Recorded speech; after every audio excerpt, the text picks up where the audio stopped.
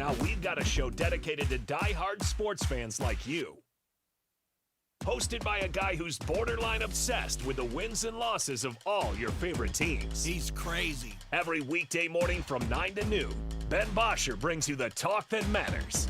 The teams, the stories, and the players you care about most. This is the Ben Bosscher Show, built by Bresky Siding and Building Repair. Remember that.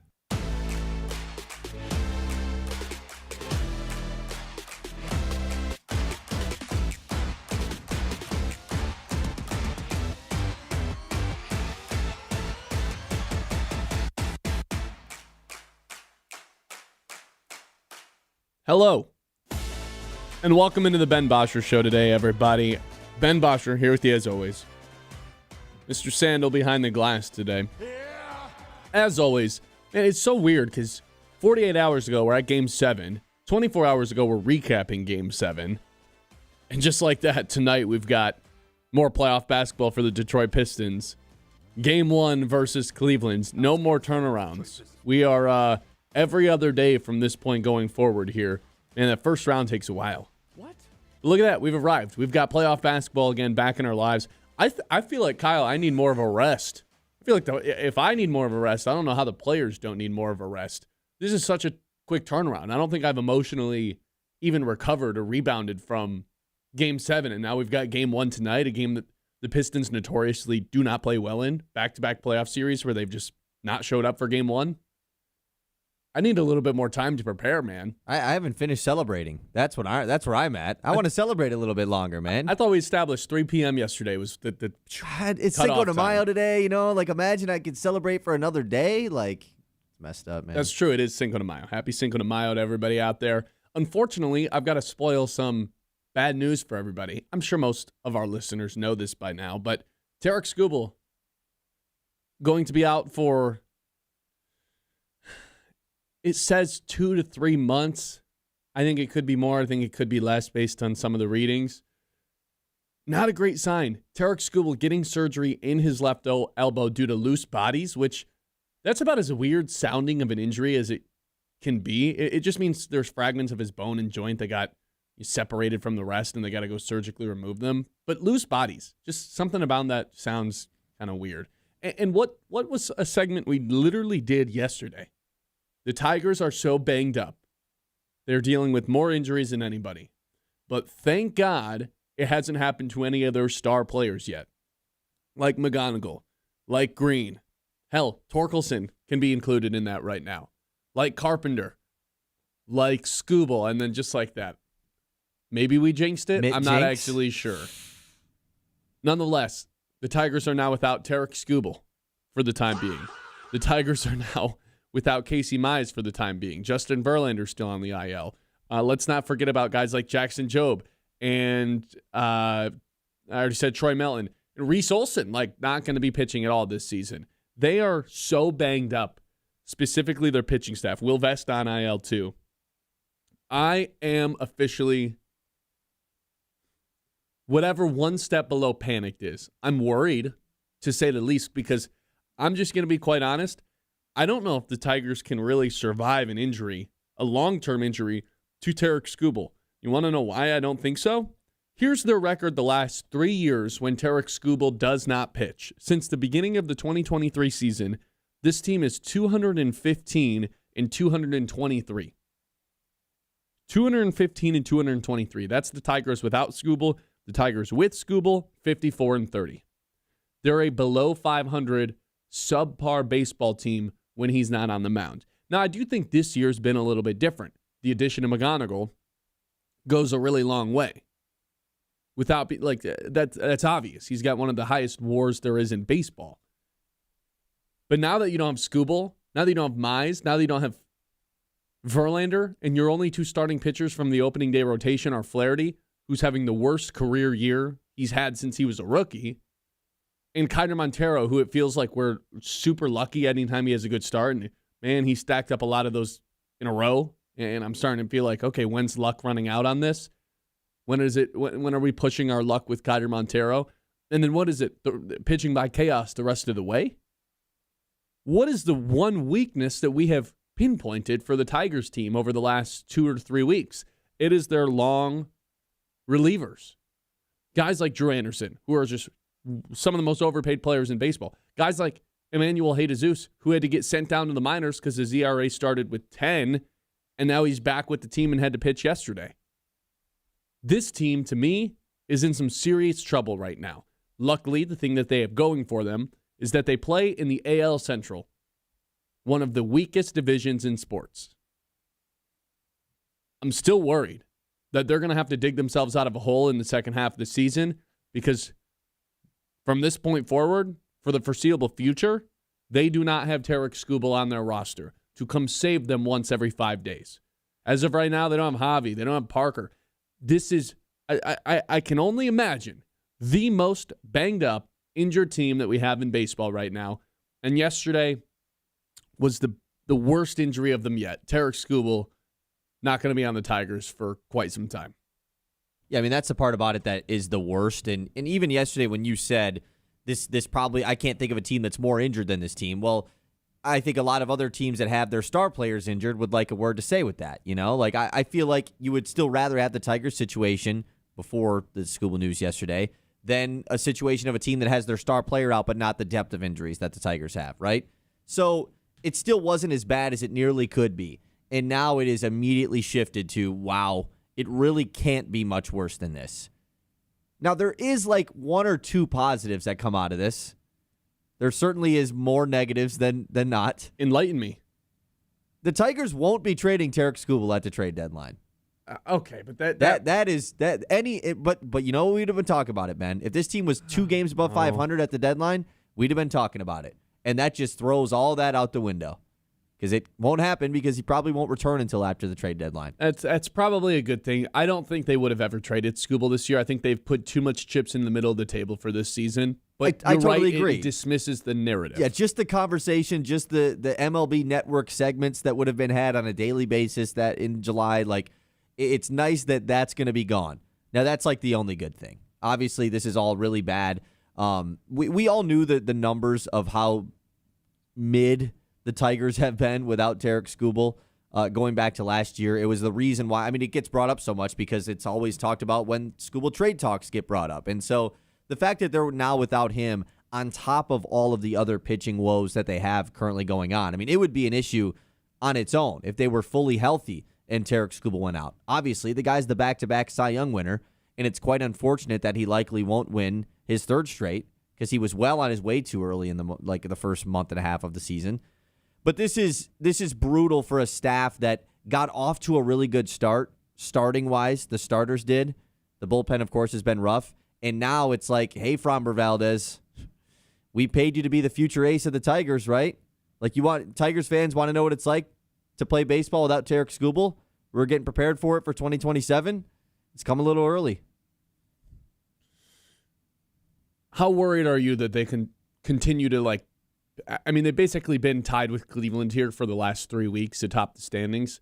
I really wouldn't be surprised if Cleveland started to take a lead at some point with all the injuries that have mounted up. I mean, we're facing a realization in a real-life scenario where Drew Anderson and Emmanuel Jesus are playing almost every single day, one of them. Because on days where Framber's not pitching and not eating up 6 2/3, 6 1/3, maybe even, if you're lucky, 7 innings, these guys are coming in every day. And we've seen the damage that those guys can do for the Tigers and their ability to win games. It's not good. Those guys come in and it feels like an auto run is going up on the board that inning. And now that's the reality of near every game, I would say. With Jack Flaherty cannot go through the order a 3rd time. Just can't happen. That means you got to go to the long relievers. And then every other pitcher, I mean, you're like basically crossing your fingers with Kaiser Montero. And then you have one actual like starting caliber high-end pitcher on your team in Framber Valdez. That's it. Yeah, I mean, last night's game is the prime example of what's going to happen. Yes. Like, the best case scenario, you get an awesome outing out of a Ty Madden. You get 5 innings with 7 Ks and no walks out of Ty Madden, and you lose the game still because of the other guys that still had to come in and pitch. Because of Ricky Vanasco. Who knew that guy Who the hell is Ricky Vanasco? Sunday, you know? And then Emmanuel Jesus. Like, those guys are the guys we're going to be seeing more often. And I already have saw the take. Well, yeah, the Tigers are 4-3 in games that Tarek Skubal has pitched in so far this season. Like, it's not like they've been spectacular. They haven't won all those games. It's more about what you bring up. We're going to have to see the bullpen guys more often now. Because on the Skubal start, you go from the 6 2/3, whatever Skubal would give you every single day, immediately going to Finnegan or Vest out of the pen rather than it being one of those middle guys. You go from that one every 5 days to a bullpen day now added in when you already have one in the rotation. Before Skubal even got hurt yesterday, there was a bullpen day on Sunday because Casey Mize is hurt. And now there's 3 starters out. Now you're dealing with how many bullpen days a week? Exactly. And best case scenario, one of your long relief guys, Brant Herter and Ty Madden is probably now going to be included in this, have an awesome outing, and it still might not matter, a.k.a. last night's game. Like that is the reason why you should be concerned, is because the bullpen and the long relief guys have been the one thing that you can say, yeah, circle that. That's an issue for the Tigers from game 1 until right now, the 5th of May. Now they're leaning even more heavily on that every day. Every single day, except maybe one of every 5 days with Framber. Like, guess what? Tigers need Framber Valdez to go over 6 innings every outing. Every outing. If he doesn't, it's a failure because it means you're going to the long relievers. I'm worried. Like, my hand is on the panic button, ready to push it. All I need to do is something, like, I need to see one more thing, and I'm pushing that button. And it could be a loss tonight, because last night made me open up the case, put my hand on, and be like, I'm ready, because this is freaking me out with no Tarek Skubal. For 2 to 3 months. Oh, my God. 2 to 3 months. So what? This is potentially June, July.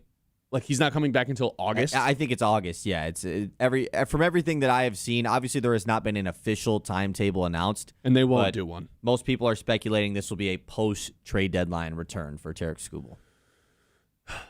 Not to mention, last 4 guys in the lineup yesterday, Wenzel Perez, Hao-Yu Lee, Colt Keith versus a lefty, and Zach Short, who had an error.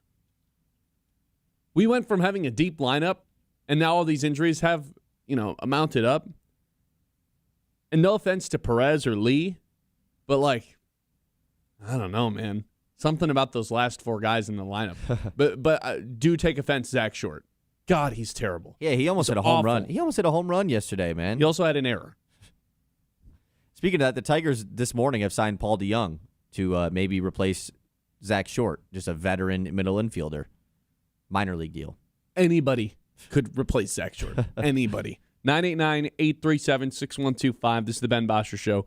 We're live here on 100.9 The Mitt here on a Taco Tuesday for Cinco de Mayo. 9 o'clock hour, as always, is brought to you by Iron Stack Technology. 9 a.m., like I said, brought to you by Iron Stack Technology. They help businesses solve real tech problems securely, efficiently, and without the headache. When your IT is working the way it should, everything else gets easier. Iron Stack Technology, solution-driven, mission-focused. You can find them online at ironstacktechnology.com. The Ben Bosscher Show, built by Bresky Siding and Building Repair on 100.9.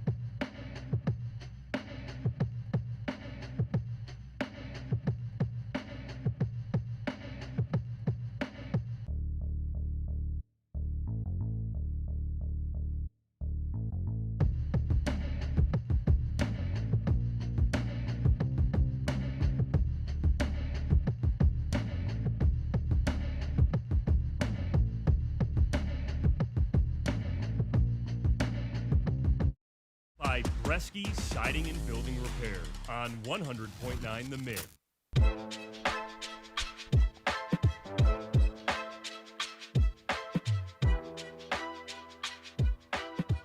So how worried are you about the Detroit Tigers? Without Tarek Skubal, without Casey Mize, without Troy Melton, the number one guy I feel like needs to come back is Mize and Melton. And Verlander, but I just... Wait, the number one guy is three guys? I think it's Melton because you can use him in a handful of different roles. Because as much as it would have been a problem solver to have Melton come back and be this long-form reliever like he was in the second half of last year, now it's almost like, hey, man, we need you to be the starter, like, now. And then when other guys get healthy, they can move him back to the pen. Yeah, I mean, if anything, like, if this is good news for individual players, like, all these injuries, it's good for Melton specifically because he wasn't going to be a part of the starting rotation, even when he came back, whether he was healthy to start the year or not. Like, there really wasn't an avenue for him to be a part of the rotation, and now there absolutely is. There's a avenue for him to be the number 2 starter on the team, so they definitely need to get him back. Casey Mize is the first guy, though, right? I just don't know when he's coming back, you know? Like, Sure, at least we know for Melton. The time frame for Casey Mize, we have no idea. He leaves the game with a groin injury last week, and that's just kind of the last we heard of it. There was no update. There was no MRI. There was nothing. I think it's Melton. I think Mize is second. Any sort of life from Verlander, like, you know, if we got some sort of update, like, yeah, he's doing better, would be nice, but it's been mostly the opposite of that. Yeah, he pitched his bullpen. It's not getting any better. It is just truly, it's unbelievable to think about the mass amount of pitchers on this team. Like in the offseason. How many starting caliber pitchers there are, and how many are unavailable right now? I mean, even like Will Vest being injured, you know, like in the bullpen. Let's throw him into it. I already see Ian in our YouTube chat. He says, Sawyer Gipson Long return, ? Injured. No, that guy's injured. He was supposed to start in AAA on Friday last week, and he got he got scratched from his start. Is there some sort of 49ers electromagnetic field wherever this team, for real, man, like in the hotels they've been staying at or something? Because do you remember the segment we did before the season started? That was the Tigers actually have an abundance of pitchers. They have too many pitchers. Who's going to be cut from this rotation? Because that was before we knew Reese Olson was going to miss the entire year. We didn't know whether or not Jackson Jobe was going to play. Troy Mellon had shown such great signs last year. And apparently might have been a starter. Right. We could throw together a deep 8-man rotation of guys that are just on the IL right now between Jobe, Mize, Troy Melton, Justin Verlander, Olson. Like, boom. Skubal. There's 6 guys right now. That sounds like one of the better rotations in the league. And then you got like Sawyer Gipson Long and Will Vest also on the IL. Yeah. We got first team all IL this year. Everybody on IL is like a lights out pitcher, or at least has the potential to be. And now we've got to deal with guys like Emmanuel De Jesus and Drew Anderson on a bi-gamely basis. You're going to see one of those guys most likely 2 of every 3 games. I think they're in serious trouble. At least for the next couple months. It's hard not to think that they are, just because of, like you said, we don't know the timeline of the guy who you feel is most likely to return the quickest in Casey Mize. We don't even know. At least we know Troy Melton. Justin Verlander, I mean, trying to pinpoint a date on when he's going to return feels like trying to find a needle in a haystack. I mean, that's just never going to happen. And now the Skubal, we at least know that this is not going to be for quite a while. I mean, it is May 5th. We are just over 1 month into the MLB season, and we have just ripped off over 2 handfuls of names of Tigers that are injured. It's unbelievable. Let's go to the mid messages here. 989-837-6125. Mike says, injuries have devastated the team. Hang in there, get some arms back. Let's see what happens. That's the nice thing. Of all those injuries that we just named, with the exception of Reese Olson, none of them are season-ending for now.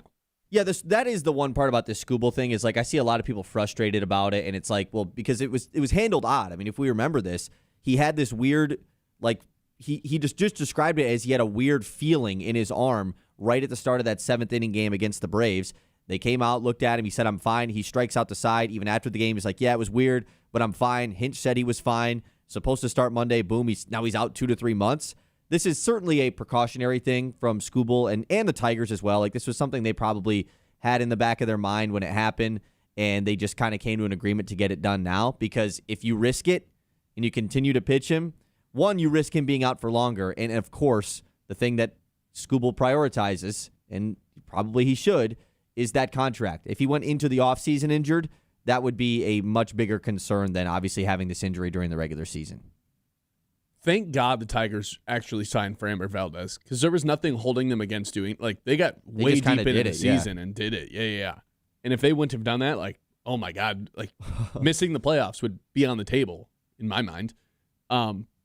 Best case scenario, you can get like Mize and Melton and Verlander back all in the next 3-4 weeks. I don't think that's like totally unlikely. It's just there's so many question marks that it's hard to predict. But it didn't seem like any of the, like, we know Melton's coming back at the end of this month.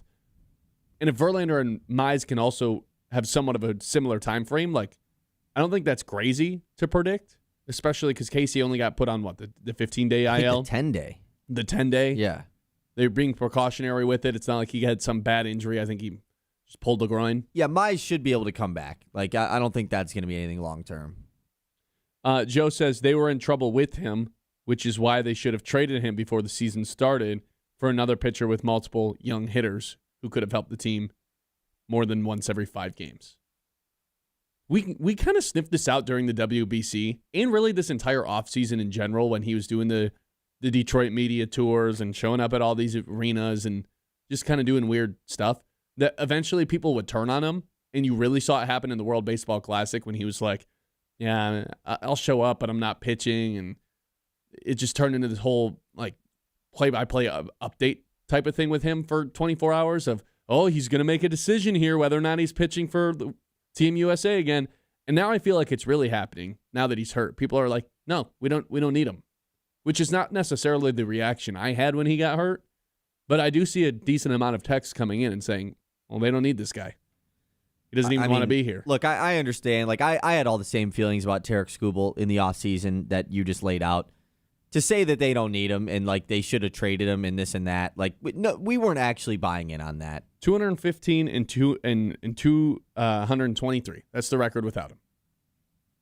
They're a below-average baseball team in the last 3 years without him. Now, like, there is a take to say, like, you could have saw something like this coming because if you remember correctly, like, Tarik Skubal was a chronically injured guy for the Tigers leading up to when he came back. That stretch of the back half of 2023 until now, a.k.a. the best stretch a pitcher's had in baseball in 20 years or whatever. Yeah. He was a chronically injured pitcher before that for Detroit, like could not stay healthy. And so he's had a really good stretch now, 2.5 years of it, of being fully 100% healthy, and that's why he's been so dominant and won the back-to-back Cy Young. So there's that take that could be had. But now we go from yesterday saying, you know, how can the Tigers crawl out of this being 500 thing? Can they get to 4 or 5 games up and slowly start to work their way up? Now it's like, man, I would love if they could skate around 500 still. Oh, my God. If they were 500 by the All-Star break, that feels like a win at this point with how many injuries they've had, right? Which is like not a good goal to have. But you also have to put a realistic goal and expectation out for yourself. I don't think I expect this team to be 10 games up or in first place by the time the All-Star break rolls around like this year. They are going to be scratching and clawing for every win the rest of the way, with really banking on their offense to have some really high output games. And that still might not be enough with the doofuses that they throw out on the mound in the 5th inning sometimes. Yeah, we really have made a shift now to the offense has to be the reason they're winning games, which was never the case. It was pitching, and the offense was 5th. And they doubled down on the pitching thing this offseason. Yeah. Like, we thought this was the number one reason that we thought they could win the AL was their rotation. Yeah, you was have their the first 3 guys, monster. exactly. In a playoff series, like you have Skubal, Mize, Fromber, which you still will have in a playoff series, but now you have to get to the playoffs. Yeah. It never had crossed my mind until basically the last 24 hours that this team could miss the playoffs, especially with how like good some of the storylines had been the first few weeks of the season. You know, Riley Green playing as well as ever. Kevin McGonigal hits the ground running. Mize was off his rocker. And now there's like a realistic, maybe this team misses the playoffs thoughts going through my head. Yeah, it's getting scary. 989-837-6125. Ben Bosscher Show, as always, is brought to you by Bresky Siding and Building Repair. The experts who do the job right the first time, whether you have a leaky roof, storm damage, siding looking a little tired, Bresky has you covered. Locally owned, trusted, and dedicated to keeping Midland area homes safe and looking sharp. Quality materials, skilled craftsmanship, and service that puts your family first. Don't wait for the next storm. Call Bresky Siding and Building Repair today and keep your home strong for years to come. The Ben Bosscher Show, built by Bresky Siding and Building Repair on 100.9 The...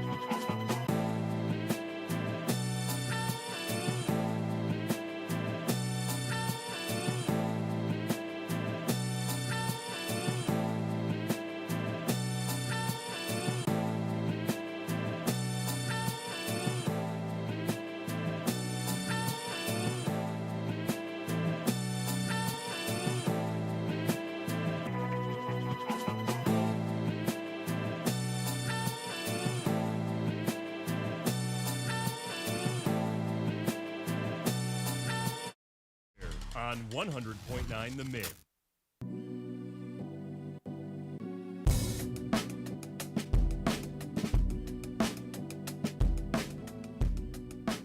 All right, welcome back in, everybody.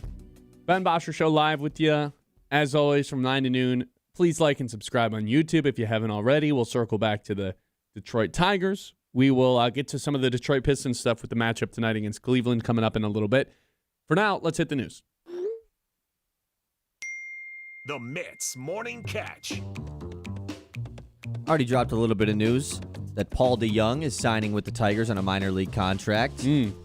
Veteran middle infielder. We'll see if he'll get any run with this Tigers team. Somebody else is bound to get injured here next, so we'll see what happens here. Why would you say that? I know. No, I'm just kidding. We had a bad YouTube chat earlier. I almost don't even want to throw it out there, but I'm gonna. Graydon said, man, Hutch was first, now Skubal, Cade injury next. Detroit sports are always injured. That's what I'm saying, man. What are we doing, Graydon? Come on, man. You can't be doing that in the playoffs. Yeah, it's messed up, man.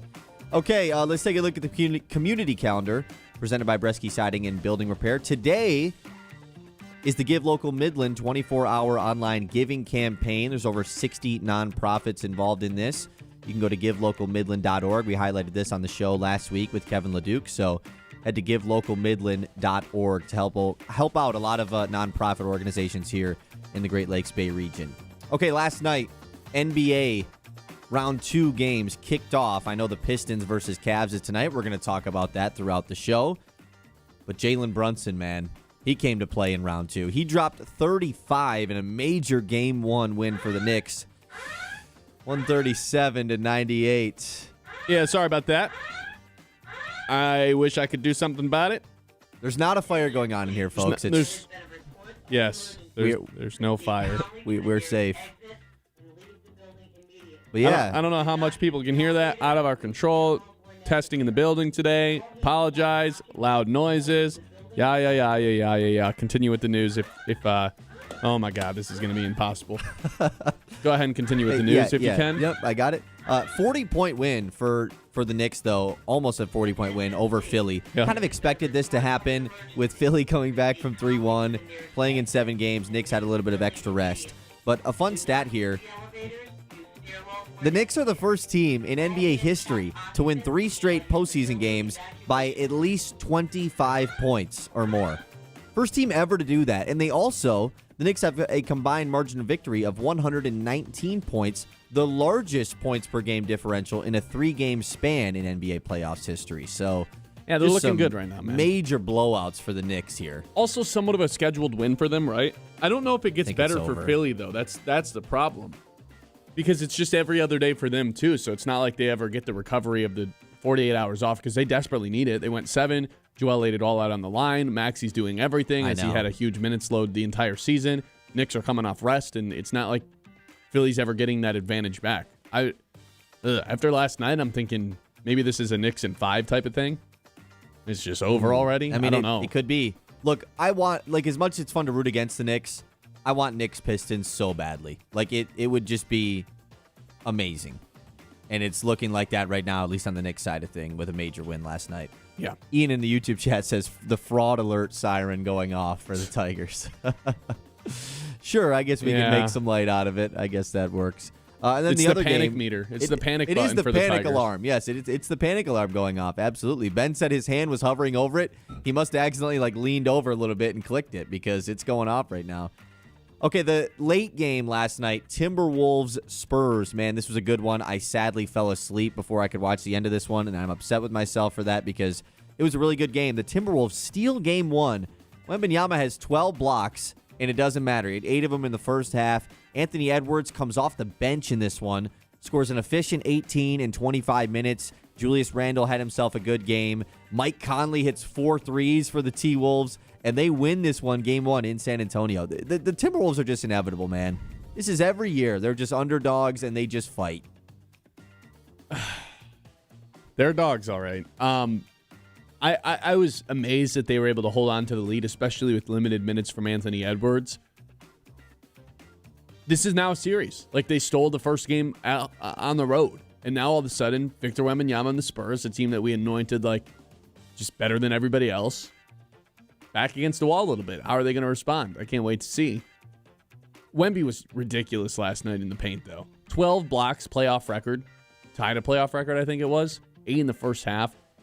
I saw some people cutting the clips up and saying that some of them were goaltending. Haven't had a chance to deep dive that yet. I did see that. And honestly, a lot of them were. A lot of them were goaltending. But I think it's just Wemby has a thing where it's you just expect that all of them are blocks. Like, it wasn't the goaltending where, like, the ball's coming down. It was like the ball hits the glass before he hits it. And a lot of them actually were goaltending. Like, if I was a T-Wolves fan, I would have been upset by that, too. But they won. Such a frightening presence down there. Exactly. And, like, if you're an official and a shot gets blocked by Wembanyama, you just probably assume it was a clean block because the dude gets so many blocks. Yeah. So it's a hard guy to officiate on that type of call. He's can on be the ground tough. a lot also. I think he had to have fallen onto the ground like 9 times yesterday. Which I'm not saying like he's being soft about it. He just it freaks me out if I'm a Spurs fan. Certainly.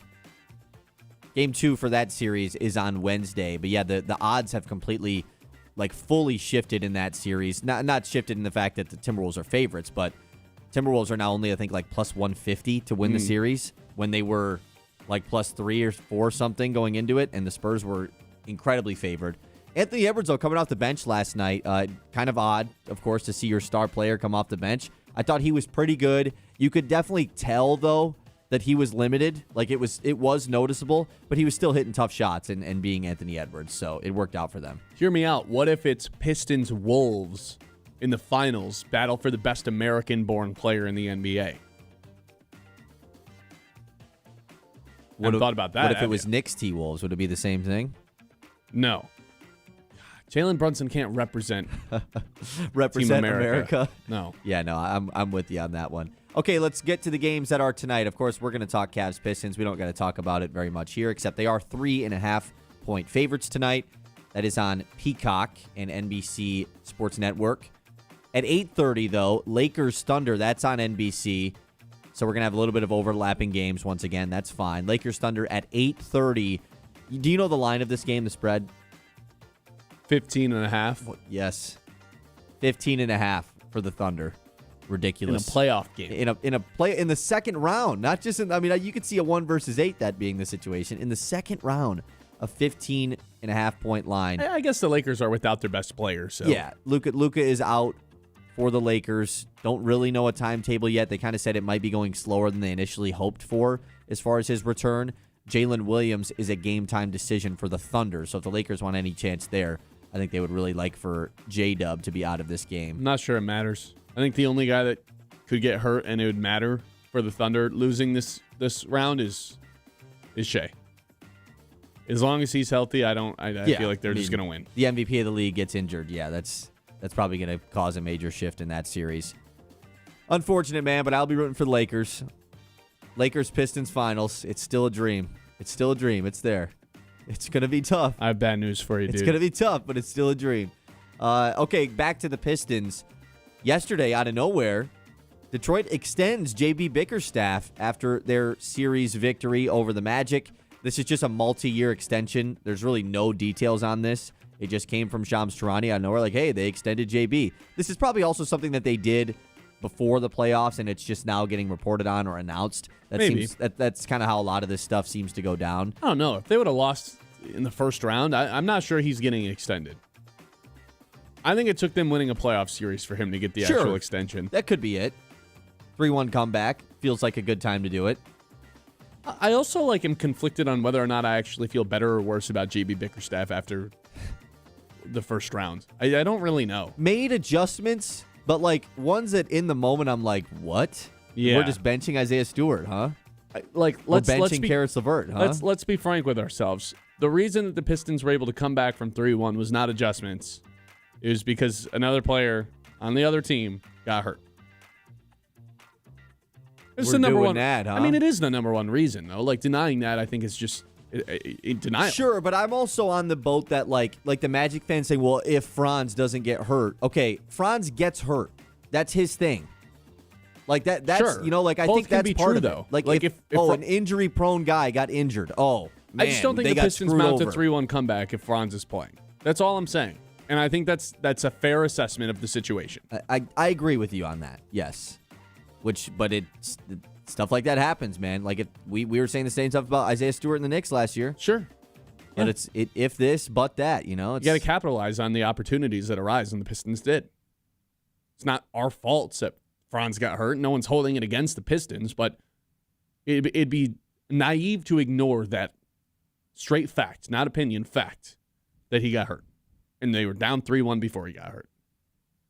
That's all. We'll save the rest of the news for later. 989-837-6125. This is the Ben Bosscher Show. We're live here on 100.9 The Mitts. If you've got boring floors or a sad shower, Premier Tile and Stone is here to rescue your surfaces from the snooze zone. The panic alarm is going off for the Tigers yet again. These folks, they turn tile into art. I'm talking kitchens, bathrooms, backsplashes, fireplaces. If it holds still, they'll tile it beautifully. I'm sure Premier Tile and Stone loves this. Locally owned in Midland, but their work looks like it belongs in a magazine that charges $15 an issue. Giant selection of fancy stuff. I'm talking porcelain, ceramic, natural stone, and materials you probably can't even pronounce, but you're going to love them. Stop dreaming. Start scheming. Visit the showroom and let your inner interior designer run wild. That's Premier Tile and Stone, where your floors get fabulous and grout gets glorious. Look, the alarms are going off. This is such a good deal. You got to head to them right now. It's Premier Tile and Stone. The Ben Bosscher Show, built by Bresky Siding and Building Repair on 100.9.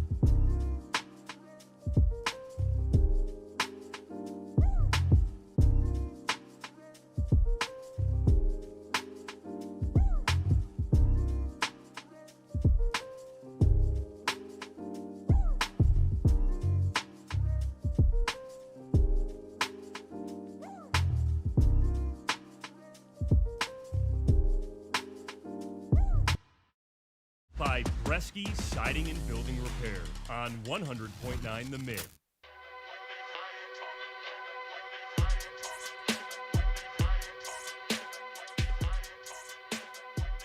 So, based on what happened last night, Anthony Edwards comes off the bench. We've got Cade Cunningham in the mix too. Chris Broussard said it yesterday on Fox. I do think that these are the two best American-born players that we have in the NBA. And there's a realistic chance that by the end of these playoffs, Anthony Edwards, Cade Cunningham, whoever makes it further, whoever balls out harder, that person actually can stick their flag in, I guess it'd be the United States flag, it wouldn't be their flag. Basically putting the cape on and being like, yeah, I got us. I'm the best American-born player in the NBA. Any pushback there? Is there somebody I'm forgetting about? Or is it really just down between these two guys and we'll see how these playoffs play out?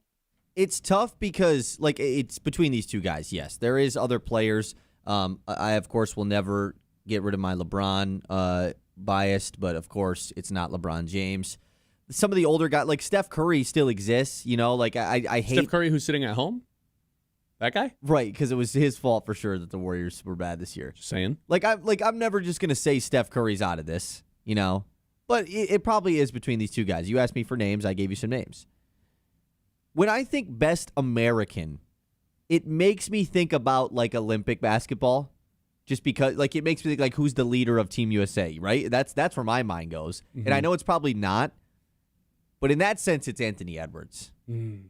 That guy was an alpha on Team USA, man. Gold medalist. And it's not Cade's fault. It's not like saying Cade wouldn't have been, but also Cade wouldn't have been.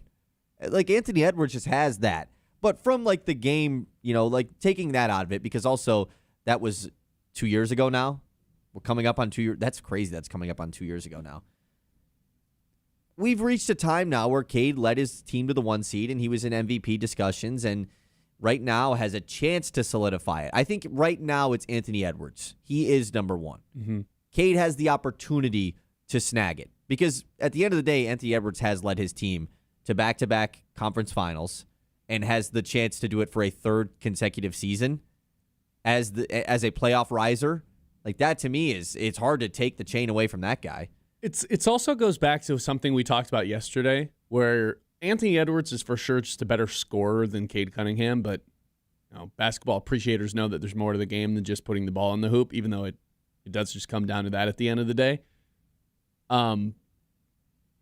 So Ant's a better scorer than him, but at the same time, Cade's averaging 32 points per game in the playoffs and is second in the entire NBA, only behind the MVP Shea. That's been the oddest part about all the Cade stuff is I try to play devil's advocate a little bit, and I'm like, yeah, Brunson, Maxey, these guys are better scorers than Cade is. But when we're doing the comparisons yesterday, Donovan Mitchell, and yet he scored better than all of them in the playoffs. Yeah. So that's the weird part about all of this. Did you see the elimination game stat with him in scoring? I did not. I mean, I assume it's pretty good based off he had his 3 best games of the series when he was on the comeback. Most points per game in elimination games ever. Ever. 33.1 LeBron James. 32.8 Luka Doncic. 31.3 Michael Jordan. 31.2 Cade Cunningham. I know he's only played 3 games. 3 elimination. Well, I guess he's played 4 elimination games. 5? He's played more than that, He's played 5 elimination games, actually. He's like up there with Michael MJ Jordan. and LeBron and Luka Doncic as the number 1 points per game guys in the history of elimination games. Yeah, that's literally in the most important games of your life. I know it's small sample size, 5 games, but So he's as good as Michael Jordan and LeBron. He's 0.1 points per game worse than Michael Jordan. John in the YouTube chat is letting us know that Jalen Brunson was born in New Jersey, which would indeed, in fact, be in America. Oh, yeah, that wasn't the argument, John. That wasn't the argument. I thought you were arguing that he wasn't from America. No, I wasn't arguing he wasn't from America. I was arguing he shouldn't be representing Team United States. Not that guy, no. Not the foul baiter. Yeah, so what are the other main options? Obviously Anthony Edwards is the number 1. I would probably have to say Curry is third, but everyone's just forgotten about Steph Curry, right? Time out. Why would Curry be ahead of LeBron? Right now. I mean, just because LeBron's in the playoffs? I think when has Curry ever just been better than LeBron? I mean, I think the last several years Curry has passed LeBron. I think so. I don't know, man. You, I you think- watching what LeBron's I think doing most right now? post bubble, like 2022 when the Warriors won the title, like Steph Curry was better than LeBron. I think Steph has been better than LeBron for like some time. I love LeBron. I think man. I disagree with that. Okay. Also, I understand the. We're not doing a Curry versus LeBron thing right now. It sounds like we were, but we can stop doing that right now. I kind of just want to not do it. Yeah. But yeah, I think it's right now. Anthony Edwards owns it, and I'm not saying that like it's non-debatable. It's Anthony Edwards. He's the best American in the NBA, no doubt. But like I think it is his belt right now, and Cade has a chance to take it. Is it a one-on-one match, though, or is it a triple threat? Is there somebody else that's trying to take it? Is it a ladder match where there's like 6 people trying to take it? No, it's probably between those two. Like we threw out the other names, but like it's hard for a guy like Steph to get his name in there when he's not in the playoffs. Like he can't do anything extra to get it back. LeBron certainly could. Like if LeBron is awesome and they beat the Thunder, then I'm just like going full LeBron bias mode here. No But Donovan Mitchell, it's not no gonna happen. Brunson. Yeah, and then it's the other guys we talked about yesterday. Yeah, Donovan Mitchell. Guys where the ship has Brunson. already sailed. Like if you're not the best American player and don't take that flag by the time you're 25, you probably just don't get to do it. Jason Tatum. Got benched on Team USA. Another guy. Yeah, sure. I guess if we're doing the Team USA thing. Another guy that if was still playing and him getting injured obviously plays a lot into that. I think he probably is the number 3 guy now that I really think about it. It's probably that as a top 3, Ant, Cade, Tatum. But everybody, I mean, that's the fun part about the NBA, man. All the like best players in the league, I think the non-debatable 4 best guys, 3 best guys in the league are all not from America. I think it's undebatable 3 Cade, best guys. I think technically- Cade is like Cade and Luka. Not all that different to me right now. Luka gets his shots at a much easier rate, but also Cade's just like infinitely better on defense. Yeah, and doesn't like complain and whine the whole game. Now, if we want to get technical here, Ben, Shai Gilgeous-Alexander is American, Yeah, but he's not from 'Cause- America. but like He's Canada, Canadian. Canada is part of North America. Okay, but that's not what we're doing. Shai's like I don't know how to count Shai. He's Canadian. He's not a European He guy. is He's Canadian. just Canadian. Yes, Yeah. I mean he's literally he played for Team Canada. He's from Canada. And then Jokic, Luka, Wemby, all European guys. Giannis, Even Embiid. Embiid. Yeah, I mean like you throwing all those guys. Yeah, it's pretty wild to think about. Yeah, there hasn't been an American-born MVP since James Harden, right? And that was 2018. Yeah. Jeez, that's really weird to think about. It's been almost a decade. And now the Pistons are playing that guy. They're playing the last American. So Cade is taking it from James Harden. That's what we're saying here. That's a good. I'll rock with that, man. 989-8. James Harden never played for Team USA, did he? No, he did in 2022. I think he did. 989-837-6125. This is the Ben Bosscher Show. We're live here on 100.9 The Mitt. Let's dive a little bit further into the matchup tonight with Cleveland when we return. Because I'm feeling pretty confident tonight. There's a couple things from a matchup standpoint that I think are favoring the Pistons. Specifically, when the Pistons are on offense, I have a hard time figuring out how the Cavs are going to slow down Cade Cunningham, which is going to and if they are, it's going to open up shooting lanes for somebody else. I'll just put it that way. I'll tell you who that is when we come back.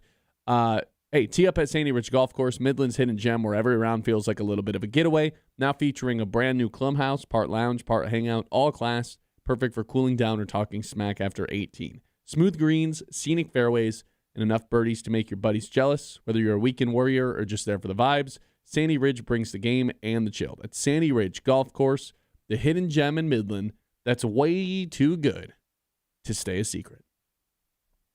The Ben Bosscher Show, built by Bresky Siding and Building.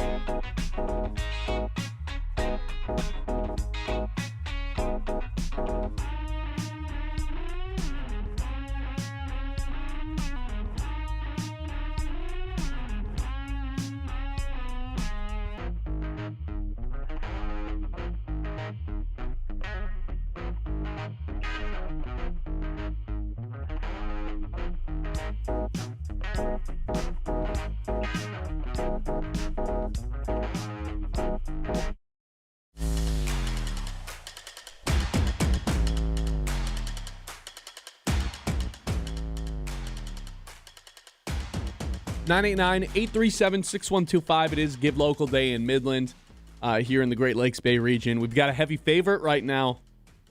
Midland Child Advocacy Center already raised $75,000. How about that?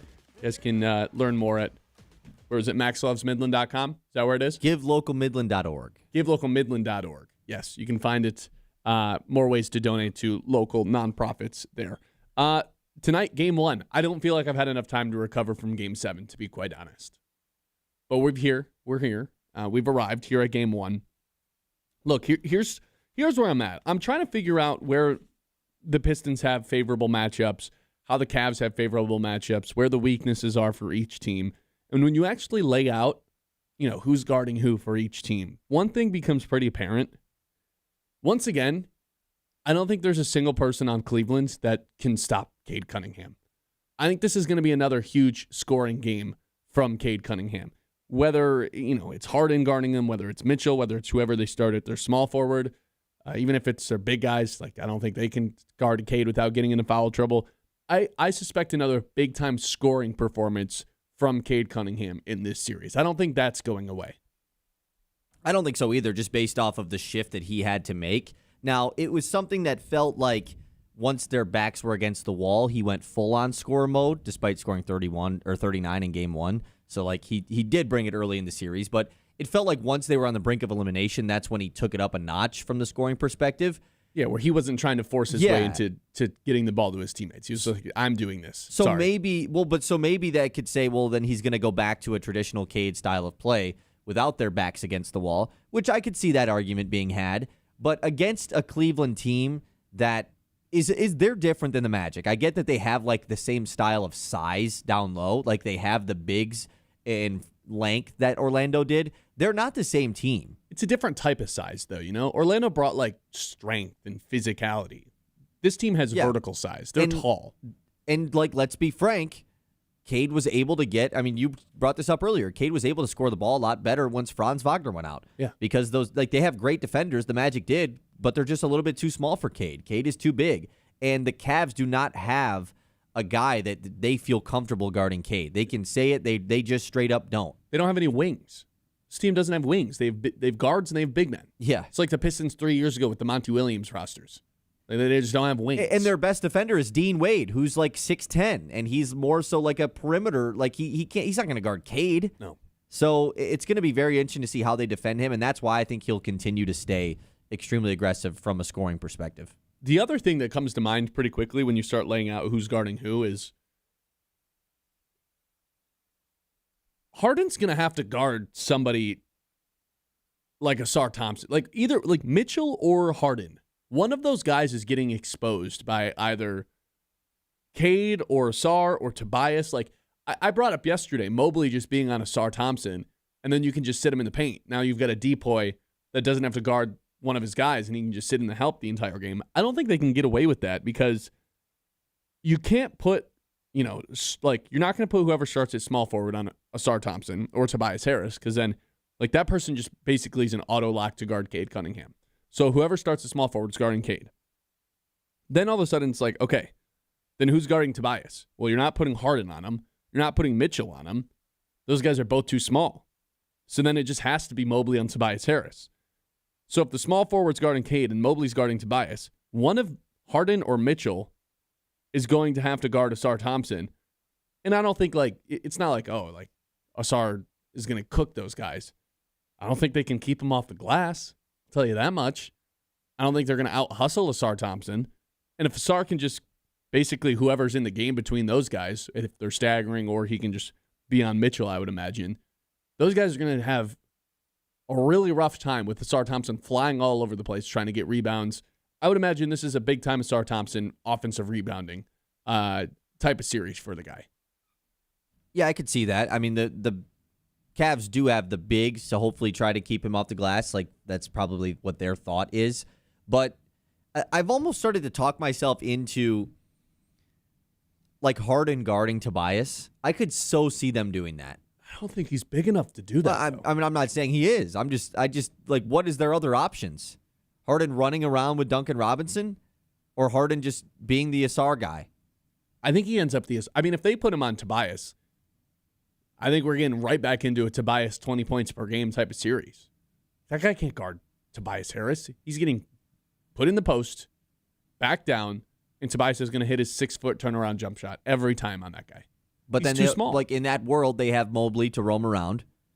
True. With guarding Asar. I could just see them doing that. It's probably more beneficial for them to be you know what? We'll let Tobias Harris take turnaround fadeaway mid-range shots on James Harden, and it gives us the option to have Mobley be a floater on defense. Yeah.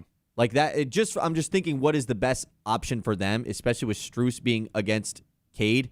Cade is just going to be able to beat him off the dribble. So they need Mobley to be ready. Yeah. Yeah, when you put it that way, maybe they do just let Tobias Harris, basically tell him, knock yourself out, keep scoring 20 points per game. But I don't know, man. If Tobias is scoring 20 a game, I'm feeling pretty confident that the Pistons are going to be able to come out with a series win. Where are you at right now? Because right now the Pistons are slight favored to win the series. I'm honestly feeling pretty good. I don't think Duran's going to have as poor of a series as he did against Orlando, specifically the rebounding. In the last 2 games against Cleveland in the regular season, he had 14 and 16 rebounds. I get it. They have a lot of vertical size. They're good defensive players, always in the right spot, Mobley and Allen. Those guys are not strong enough, not physical enough to keep Duran off the glass in this series. Unlike Orlando. They're not the rebounders that Orlando was, just straight up. Yeah. Orlando was a physical team. I don't think the Cavs are that, even though they have the size down low vertically. I don't think they're going to be able to keep Duran off the glass. I think this is a big-time Duran rebounds series. I think the reason why you feel if you do feel confident in the Pistons is Asar Thompson being the Donovan Mitchell guy, the whole series, is awesome. It is really a great matchup for the Pistons. There isn't a lot of better guys that could stop Mitchell in a series, who wasn't great in the Toronto series. He had his moments. His efficiency was pretty rough. He was 32% from 3 on pretty high volume as well. And they certainly, Toronto's a good defense. Pistons are a better one, and they have the better defender in Asar Thompson. Harden also was bad in the Toronto series, and I think you could probably just expect Harden to be bad for 5 of 6 games. He always has one game in the playoffs in a series. He'll have one huge game, and you're like, wait, is he turning things around here? And he's not. And he's not, exactly. But I do have to think back to when the Pistons played the Cavs those 2 times quite some time ago, 25 games ago at this point? But they played them twice in the same week and a half stretch, and the Cavs beat them both times in Detroit at home. Cavs were not fully healthy during that stretch. The Pistons were. They took care of business. They were able to relent Detroit's physicality, and that's the only thing I'm a little bit nervous about. Now, the Cavs shot the ball really well in both of those games, and they're capable of doing that. They shoot a lot of threes. They're a top 10 3-point shooting team volume-wise in the league, so they like to get them up. Orlando was not. Orlando, that's what makes this series different is the Pistons' defense is relenting, but it is one of those teams that is just going to win the math battle. They're going to take more threes than you. And that always puts you at a disadvantage from the jump. You know how you make up for that? Offensive rebounds, which I think Duren's going to be able to grab a bunch, as I just laid out. I think no matter what the Asar Thompson situation is, whoever ends up guarding him, like, he's just going to out-hustle Harden. He's going to out-hustle Mitchell on the glass. I think there's opportunities for him to get offensive rebounds. Not to mention, if that guy's going to continue to get 3-4 steals a game, there's an extra 3-4 possessions that the Pistons should be getting as well. That's how you counteract the 3-point volume of shots that are going up for Cleveland. Get yourself some extra possessions on the offensive rebounding and in transition via steals. Yeah. That's it. I think Asar, like, it's safe to expect him to have a pretty fun series here. Like, I'm totally with you on that. It comes back to, like, what version of Jalen Duren are we getting? Because I'm certainly not confident that we are just, okay, that was just a magic thing. They took him out of this. He's going to be back to the All-NBA Duren. I'm certainly not confident in that. Like, we can talk about how Mobley and Allen, they're not these, like, big, strong. They're kind of soft a little bit. They don't get a ton of boards. What was Duren in round one? Kind of all of that? I think it's better. I think it's better this series. I don't think the scoring's ever going to be like better, 20 points per like, game. I don't think he's going to be a 20 points per game guy in the playoffs. I just don't. I think he can get a ton of rebounds. I think he can get some offensive rebounds, some putbacks, some big time baskets down low. But I don't know if he's ever going to be like a 20 points per game guy in the playoffs. That's I feel like a fair assessment right now. Yeah, but it's just like that series, like, he lost the series to Wendell Carter. Like, I understand the Pistons won, but, like, he lost that matchup. And Allen is just a significantly better player than Carter. So I'm just interested to see what that plays a ton in this series. It's just, what version of Jalen Duren are you getting? Because I think we are going to get, like, I love all the stuff you're saying about Asar. I think he's, as long as JB continues to not be game one and game two JB with Asar Thompson and let him run, which he was great in the back half of the Orlando series, I think he's going to have an awesome series. And I think Cade should as well. What are you going to get from Jalen Duren? That really plays. You can see us live here on YouTube. You can see the difference at Midland Eye Care, where your vision is their focus, offering comprehensive eye exams, glasses, contacts, and advanced eye health services. Friendly, knowledgeable staff and a wide selection of stylish frames for every face and budget. Book your appointment today and start seeing clearer tomorrow with Midland Eye Care. The Ben Bosscher Show, built by Bresky Siding and Building Repair on 100.9 The...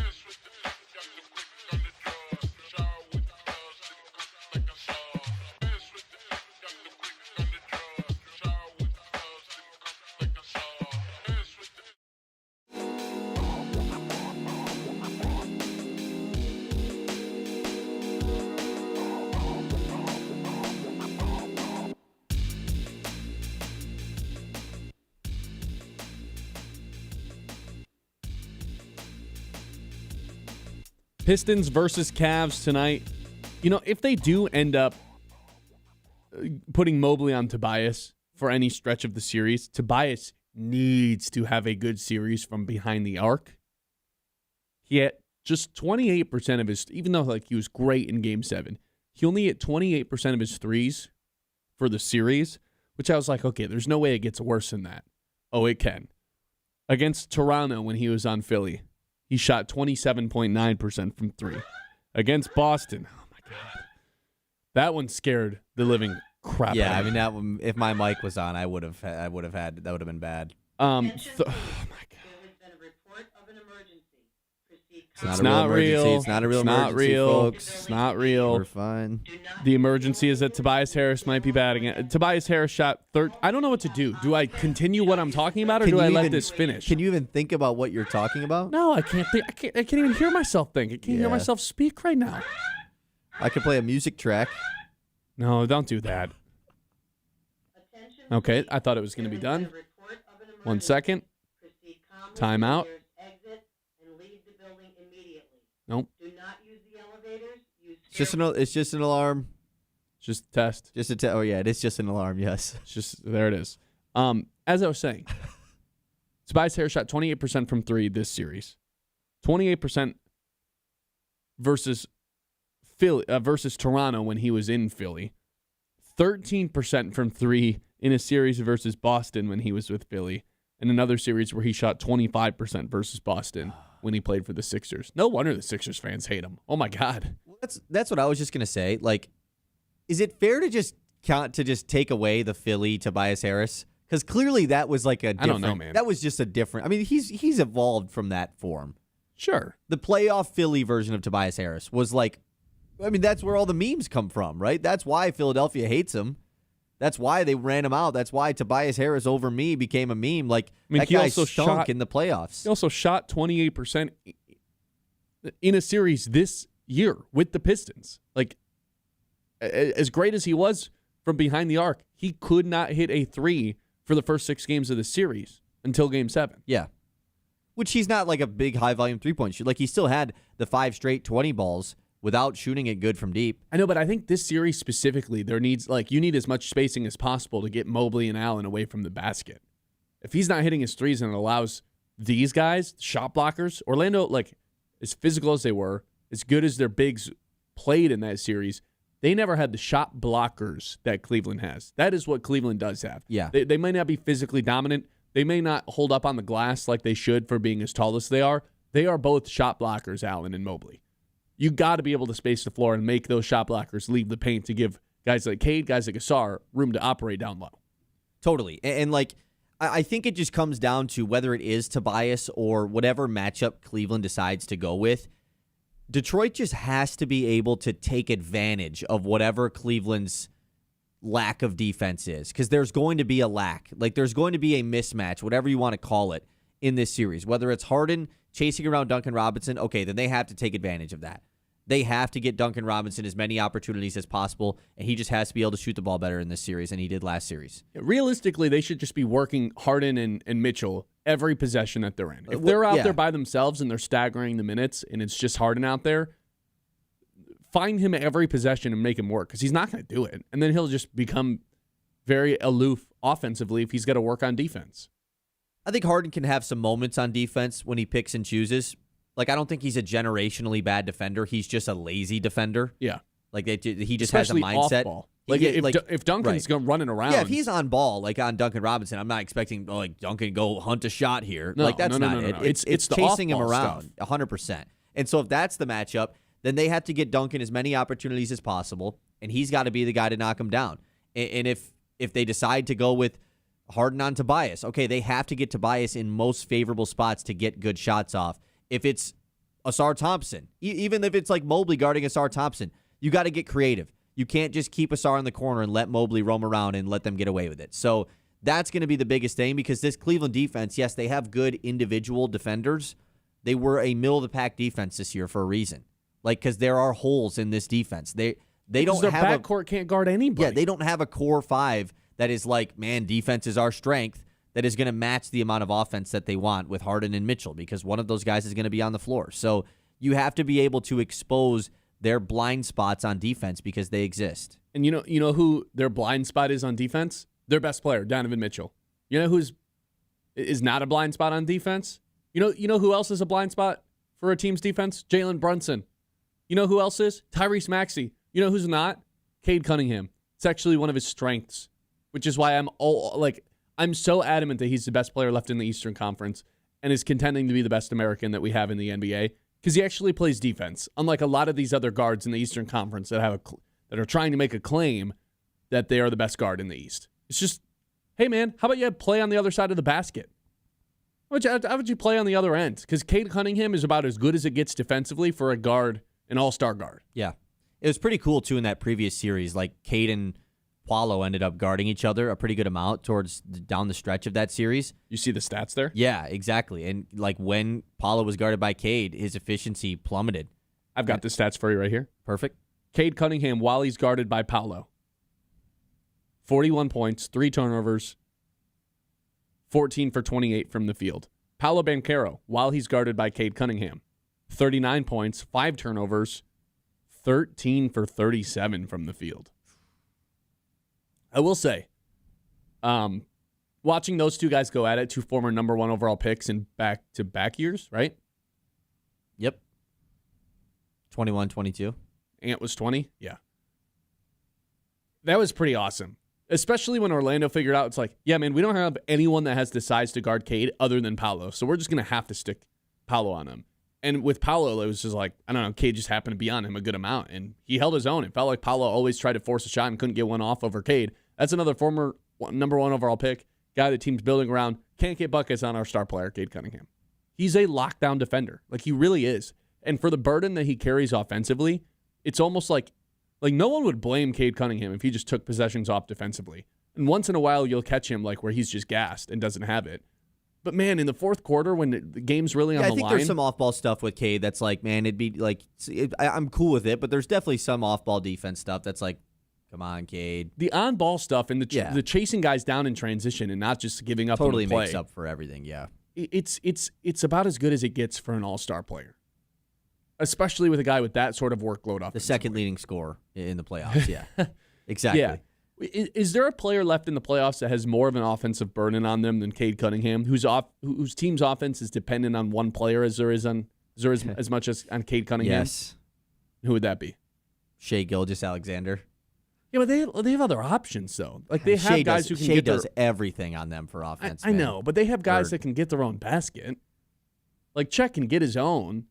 Jalen Williams can get his own. They've got other guards coming off the bench that can get some shots off. It feels like Cade is. I mean, he has to generate everyone else. Yeah, I'm not saying Cade doesn't. I'm just saying Shai is the same exact way, and he does it at a higher volume. You know? Yeah, I mean, he is the MVP of the league for a reason.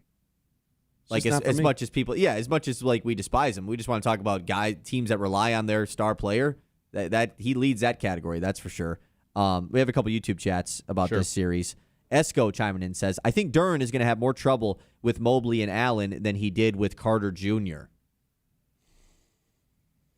Nah, I disagree.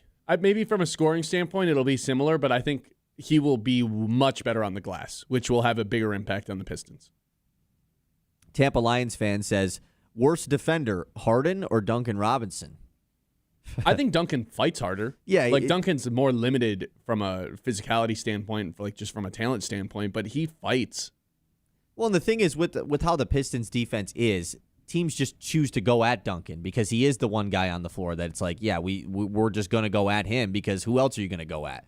It's not like that was Orlando's source of offense for the first 3 games of the series. It's not like Duncan's uninterested in playing defense. Harden a lot of the times is. He's just the worst defender on the floor for the Pistons, for the team that he's on. You know, that's really all it is. For the best defense in the conference. Right, exactly. 989-837-6125. This is the Ben Bosscher Show. We're live here on 100.9 The Mitt. Randy's Green Thumb has been proudly serving the Midland area with family-owned, friendly service since 1982, offering everything from fresh floral arrangements and vibrant house and outdoor plants to expert landscape and interior plant service. They also design, maintain, and install beautiful gardens, ponds, trees, and shrubs, helping both homes and businesses thrive with greenery that lasts. Visit Randy's Green Thumb at Poseyville Road and bring vibrant and brilliant colors to life and inspiration to your space this season. The Ben Bosscher Show, built by Bresky Siding and Building Repair on 100.9 The Mix.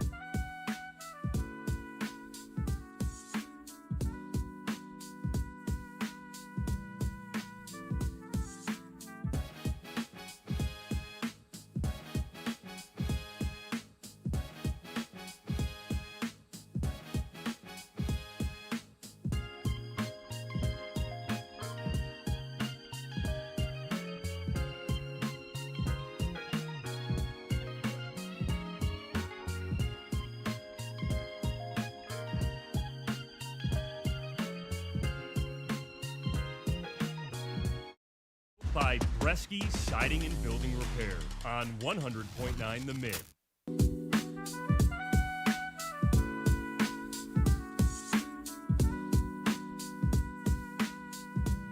Basketball playoffs continue. Tigers injuries continue to stack up. It's not going to take away from our trip around the league. It's time to zoom out and go around the league. All right, Kyle, today I've got something fun for you. You know how we normally do like quarterback rankings? You always are seeing quarterback rankings during NFL season. Well, what if you did the quarterback rankings, but only the guys that are on rookie contracts?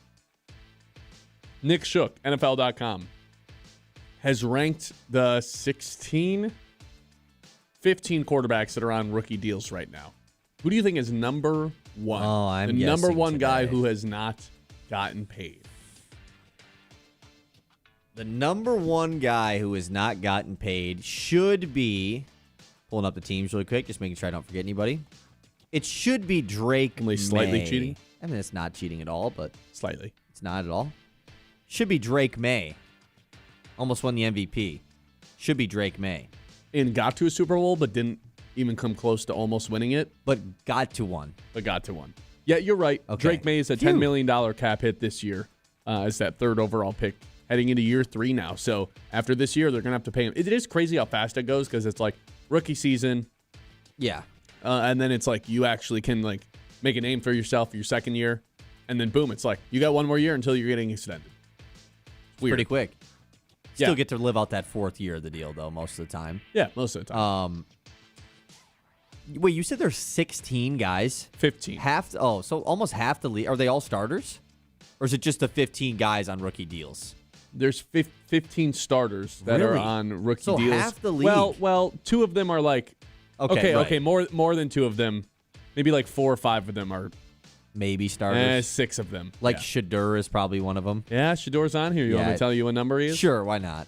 Shador Sanders is He's not last. the 14th quarterback ranked on this list. No, there's one quarterback below him Okay. who has not played yet. Oh, so the rookies are on here. Yeah, man, the rookies are here. Mendoza's on here. Mendoza's on here. Oh, I have no idea where he's going to be ranked. Okay, before we do that, let's go with Jaden Daniels, number 2. I'm still taking him over Caleb Williams, and I don't care.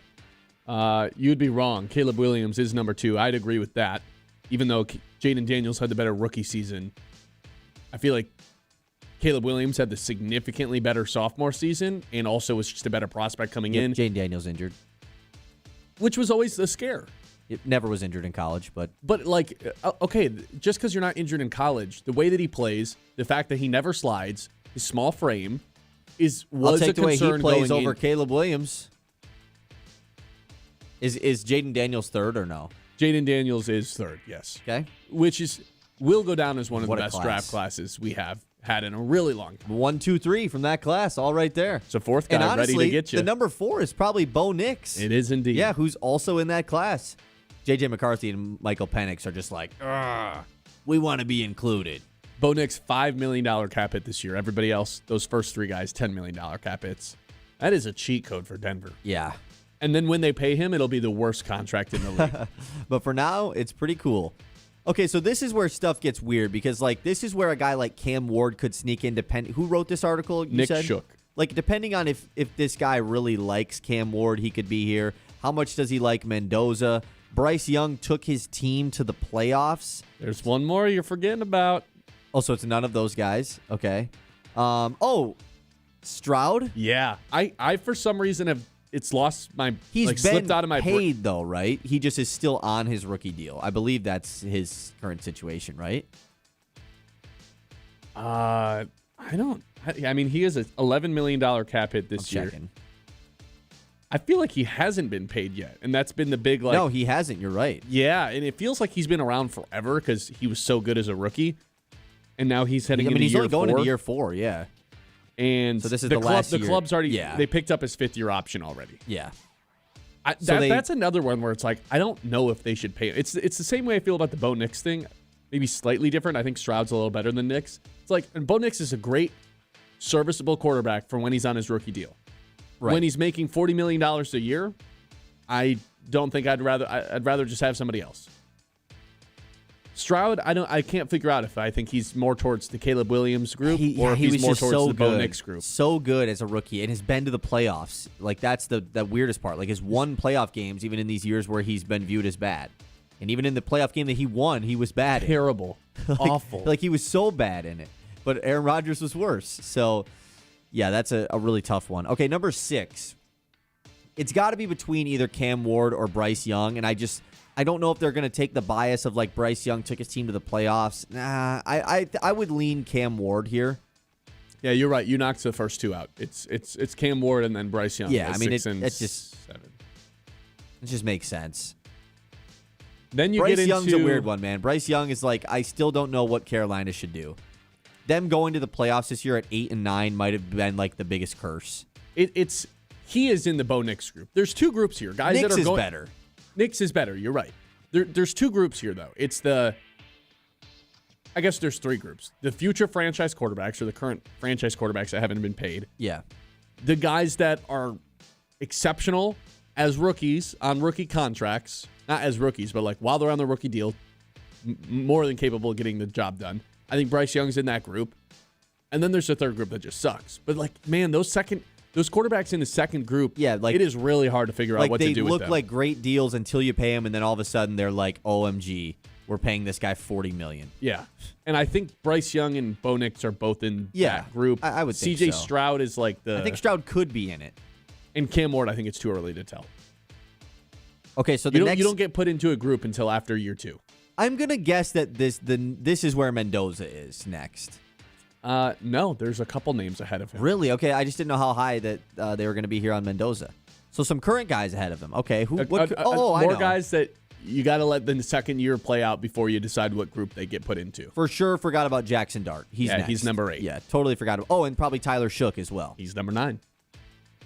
Makes sense. I don't know. I have no lean. I think both of those guys would be more towards the not a franchise quarterback group, the serviceable as rookies. But like, wouldn't surprise me if they had good year 2s either. Like, I think both are set up pretty well to have good year 2s. Yes. It would shock me, though, if either put themselves in like a franchise quarterback conversation. So I just don't think they're as good as like. I don't think they're franchise quarterbacks, either of them. That could change, but I don't know. I don't see it. And so now is it Fernando Mendoza? Yeah, this is in my mind. I know it's too early to tell, but this is a guy that's like, yeah, we're going to pay him eventually. Really? You think he's a franchise guy? I don't think you take somebody number 1 overall without thinking they're a franchise guy. Who do you like more, Mendoza or Cam Ward? I'm a Cam Ward guy. I always was a Cam Ward guy in college. I think the situation he got drafted to was about as awful as it gets. No run game, bad offensive line, and no wide receivers, the worst group of receivers in the league. I think Mendoza is going to be put in a little bit better of a situation to where he can hit the ground running a little bit faster than Cam Ward did. But I ultimately like Cam Ward, the talent, more than I like Fernando Mendoza, the talent. I tend to agree. I don't really know how much I love Mendoza. Like, cool guy. It's tough just when as a player, he's just automatically don't know, man. pushed into the number 1 slot right when the college football season ends. Yeah. You're not forced to do as much homework on him. Funny YouTube chat from Gary. He said, is JJ number 9? JJ's on here. Right, because of 9. There's a couple guys ahead of him, though. A couple guys ahead of JJ. So, like, Michael Penix still exists. He's 11. Is that where we're at in the list? Yeah. Oh, okay. Fernando was 10. Yeah, I mean, Penix is probably still the Falcons' number 1 QB if he was healthy. He's healthy, yeah. I would still think he is. So, yeah, that makes sense. No, is he really worse than Tua? I don't really know. What an epic He's quarterback probably better. battle that'll be. He's probably better than Tua, but it's definitely up for debate. Okay, now I just have to think about, like, who are even the other guys that are on this list? There was another rookie? Like, incoming rookie? Yeah. I mean, you know who it is. But, like, Simpson's not playing. Like, we're not counting Ty Simpson. He might even play on his rookie deal. I mean, that's why he was the last pick here. Okay. He's number 15. So He's you're the missing, last guy. And you already got number 14 in Shedeur Sanders. So you're missing 2 more players in the NFL that are on rookie deals. That, like, I'm That sure have there's played. more. So Dylan Gabriel's probably ahead of Shedeur Sanders. Okay, Dylan Gabriel's not on this. Oh, well, what? Okay. He was also But god-awful. these two guys have played, right? They've played snaps. Yeah, lots of them. Like Quinn Ewers. No. Am Not I on thinking here. too bad? Like are these guys yeah. better than that? Yeah. Okay, give me a moment. I mean, do you want hints? Like, what can I do for you here? I'm just searching at teams, just making sure I'm not forgetting I anybody. mean, you already like, mentioned one of them. Oh, well, if I've already said their name, then yeah, give it to me. J.J. McCarthy. Oh, I thought we already established he was. Yeah, I thought we already guessed him. No. Okay, so now you're just missing one. He was 13. There's one name ahead of him. Man, J.J. McCarthy is just above Shedeur Sanders. This is a tough one, though, because it's not like... Yikes. There was some buzz. He's in year 4, going into year 4. Oh, okay. There was some buzz for a while. Maybe he Stroud takes class? over as the starter, but short-lived. Bryce Stroud class. Was this guy a first-round pick? No. There was a little buzz that he might take over. Yeah, but I don't know if it was real. Is it Big Ten guy? Spencer Rattler? No. Oh, that's Big Ten guys immediately threw me off. Yeah, just give it to me. I wish I could get them all, but just give Aiden it to me. O'Connell. Is he still on the Raiders? He is still on the Raiders. So he's quarterback 3 on the Raiders? Yeah, because they brought in Kirk Cousins. Yeah, why is O'Connell even on here? Okay, whatever. Yeah, O'Connell's on here, but Dylan Gabriel's not. Weird. Dylan Gabriel was so bad. 989-837-6125. This is the Ben Bosscher Show, live here on 100.9 The Mid. Don't go anywhere. We've got more coming up when we come back. Looking for steady hand when it comes to your financial future? Kevin Spencer with Edward Jones right here in our community takes the time to understand what matters most to you and helps build a strategy to get you there. Reach out to Kevin Spencer at Edward Jones today because your goals deserve a plan that's personal. The Ben Bosscher Show, built by Bresky Siding and Building Repair on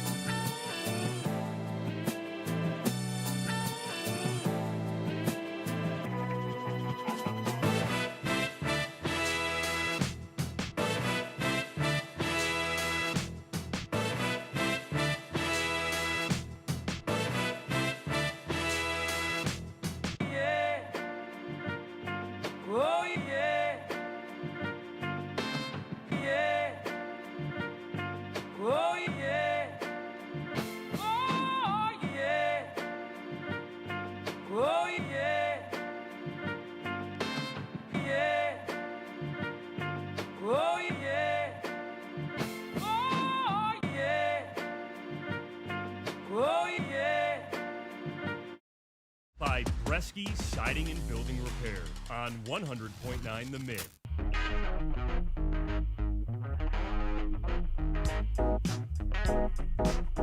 All right, excuse me. I have two non-sports takes for you. One, I just had a 100 grand bar for the first time. That was delicious. Where have those been? Why have I never had one of those? That was really good. A lot of chocolate, really sticky. I wish I had more water because my water's empty. Would have been much better suited. They're really good. They got like a little crunch factor to them. Why have I never had one of those? I'm surprised you've never seen those because they always come in like those, the mini bars that you get. There's like a Crackle, 100 grand is always in there. Hershey's. Yeah, you've never had Crackle based off of the face I've never heard of Crackle. So you're just not a chocolate person then? Typically, no, but when I was presented one, it was, I don't know, for some reason, good. it really had me like, you know what, I really need one of these at 10:45 it's one of the better p.m. It's a.m. It's one of the better chocolate bars. I mean, those are kind of like the old people, like the elderly chocolate candies. Like 100 grand Crackle, like that's kind of where those fit into. I like the old people candy then. I do too. Better than the new people I candy. totally do. What even is the new people candy? I don't know, anything like Nerds sour gummy clusters. Okay, those are like really good though. Those are like the new people candy, right? Or the young people candy? I'm out on Swedish Fish. I don't like those. And also, That was random. I don't like really like Swedish anything Fish. sour anymore. I used to really like sour candy as a kid, and now Yeah. I'm mostly out. I also just don't eat candy. I don't know. Like I never find myself eating candy.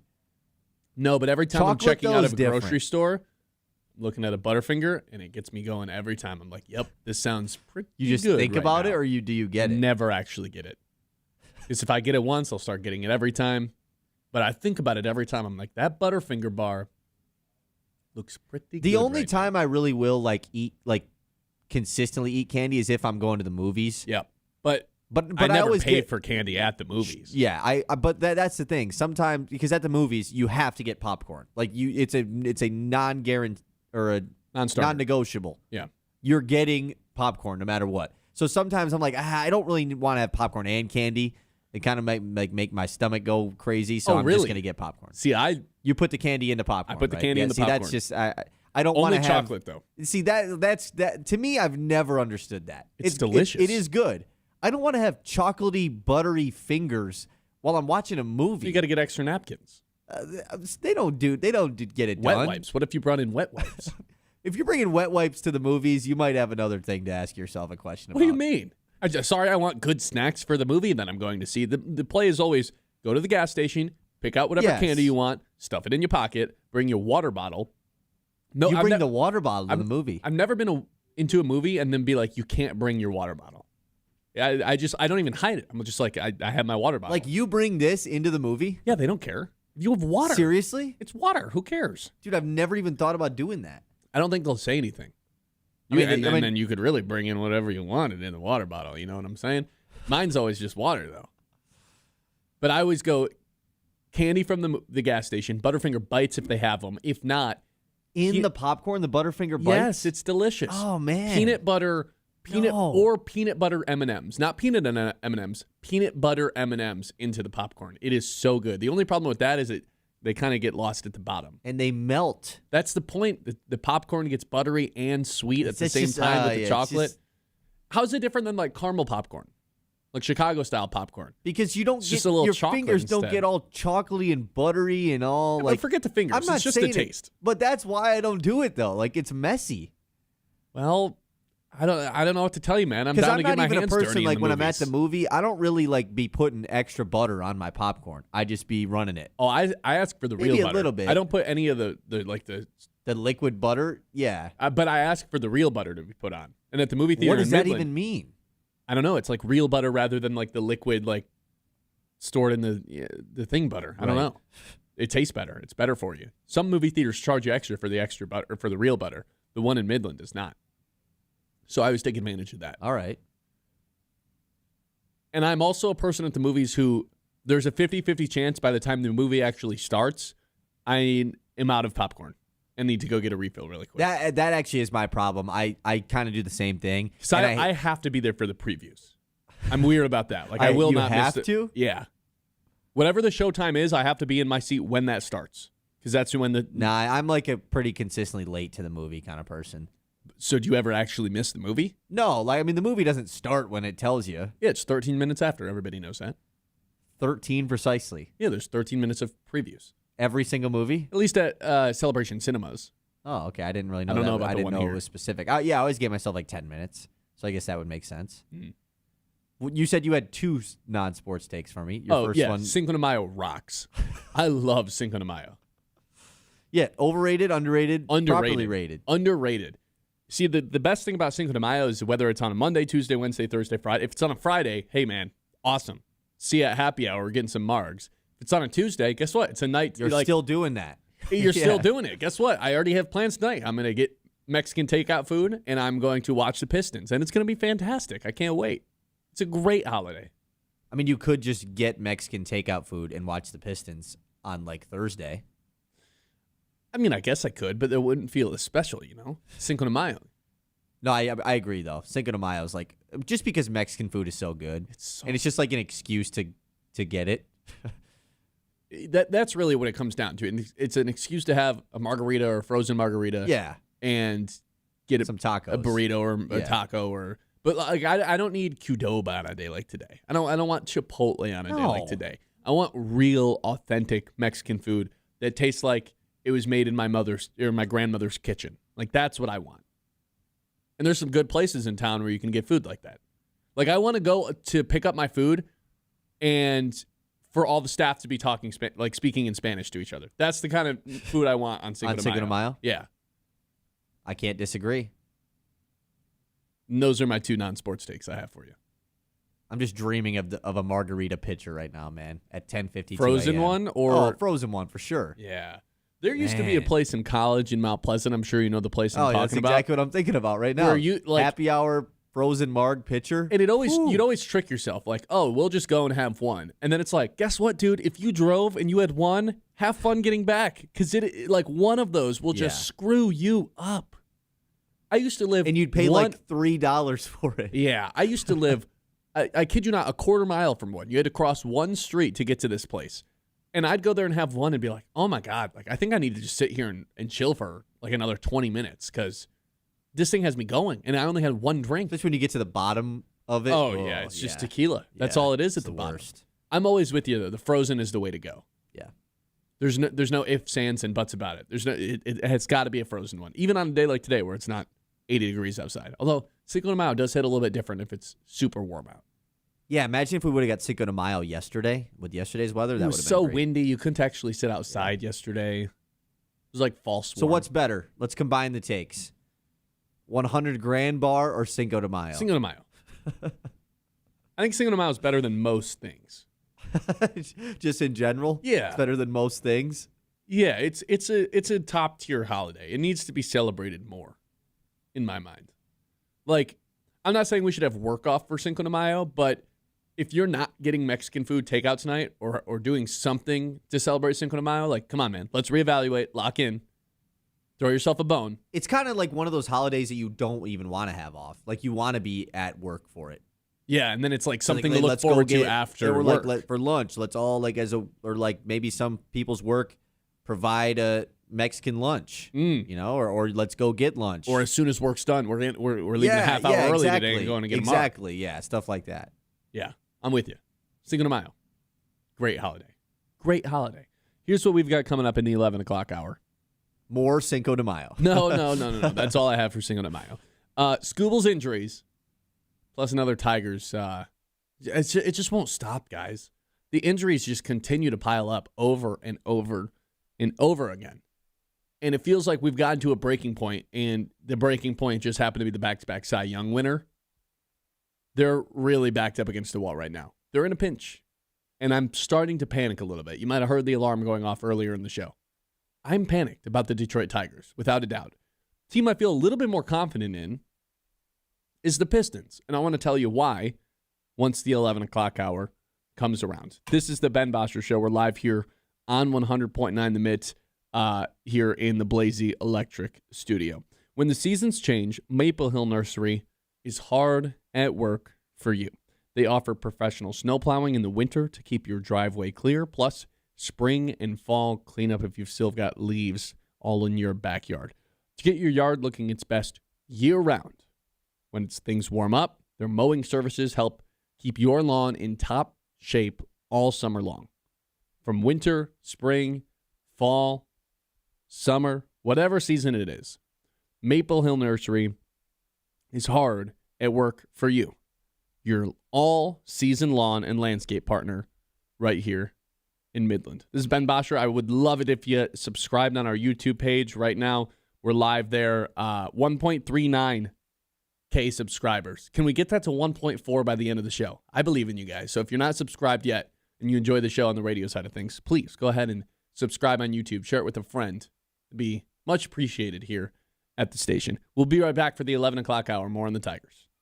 The Ben Bosscher Show, built by Bresky Siding and Building Repair on 100.9 The...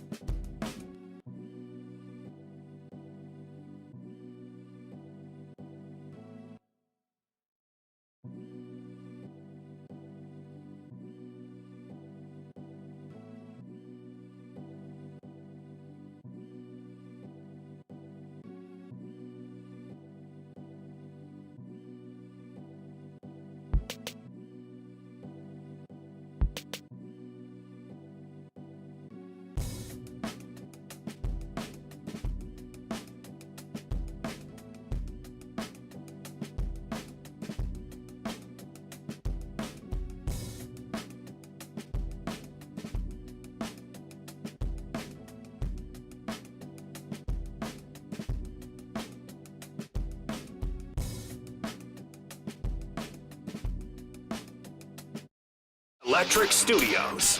This is Sports Radio 100.9 The Mid. WLUN, Pinconning Bay City, Saginaw, Midland.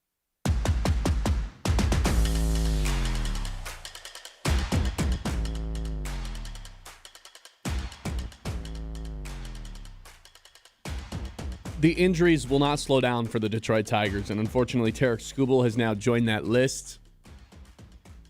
Left elbow surgery being completed. They didn't say that it had already been done, right? It was just scheduled for some time in the immediate future. I think he's just got to get it, which I would assume is going to be done pretty soon here. Loose bodies in the left elbow, which there's just got to be a better name for that. I mean, loose bodies, that sounds like me after a couple margaritas tonight. I'm going to be a loose body, man. I don't know what it makes me think of. It wasn't that.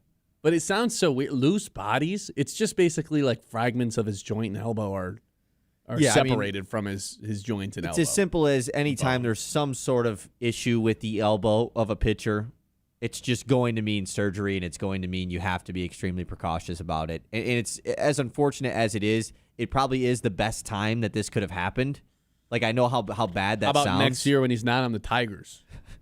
That would have been a better time. Sure, I guess that's true. But this is the best time for everybody involved, for all parties, for Skubal, for the Tigers, for Boris. It is the best time for all three of them. I don't know if I agree. I think like just 6 months from now would have been the best time after he gets his massive deal from somebody. Like are we No one's sure he's giving still him getting but, $400 million?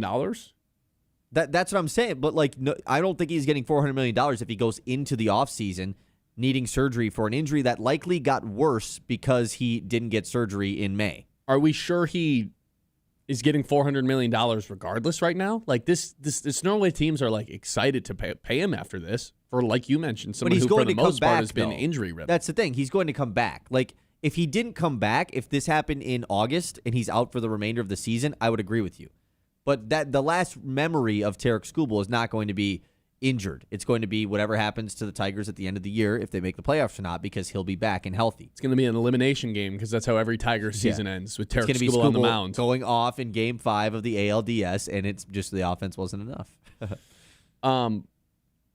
Yeah, man, this is grim to say the least for the Tigers. I shared the stat at the top of the show: 215 and 230, 215 and 223. That's their record without Skubal since the beginning of the 23 season. They're 54 and 30 when he starts. So they're below average, subpar team when he's not playing.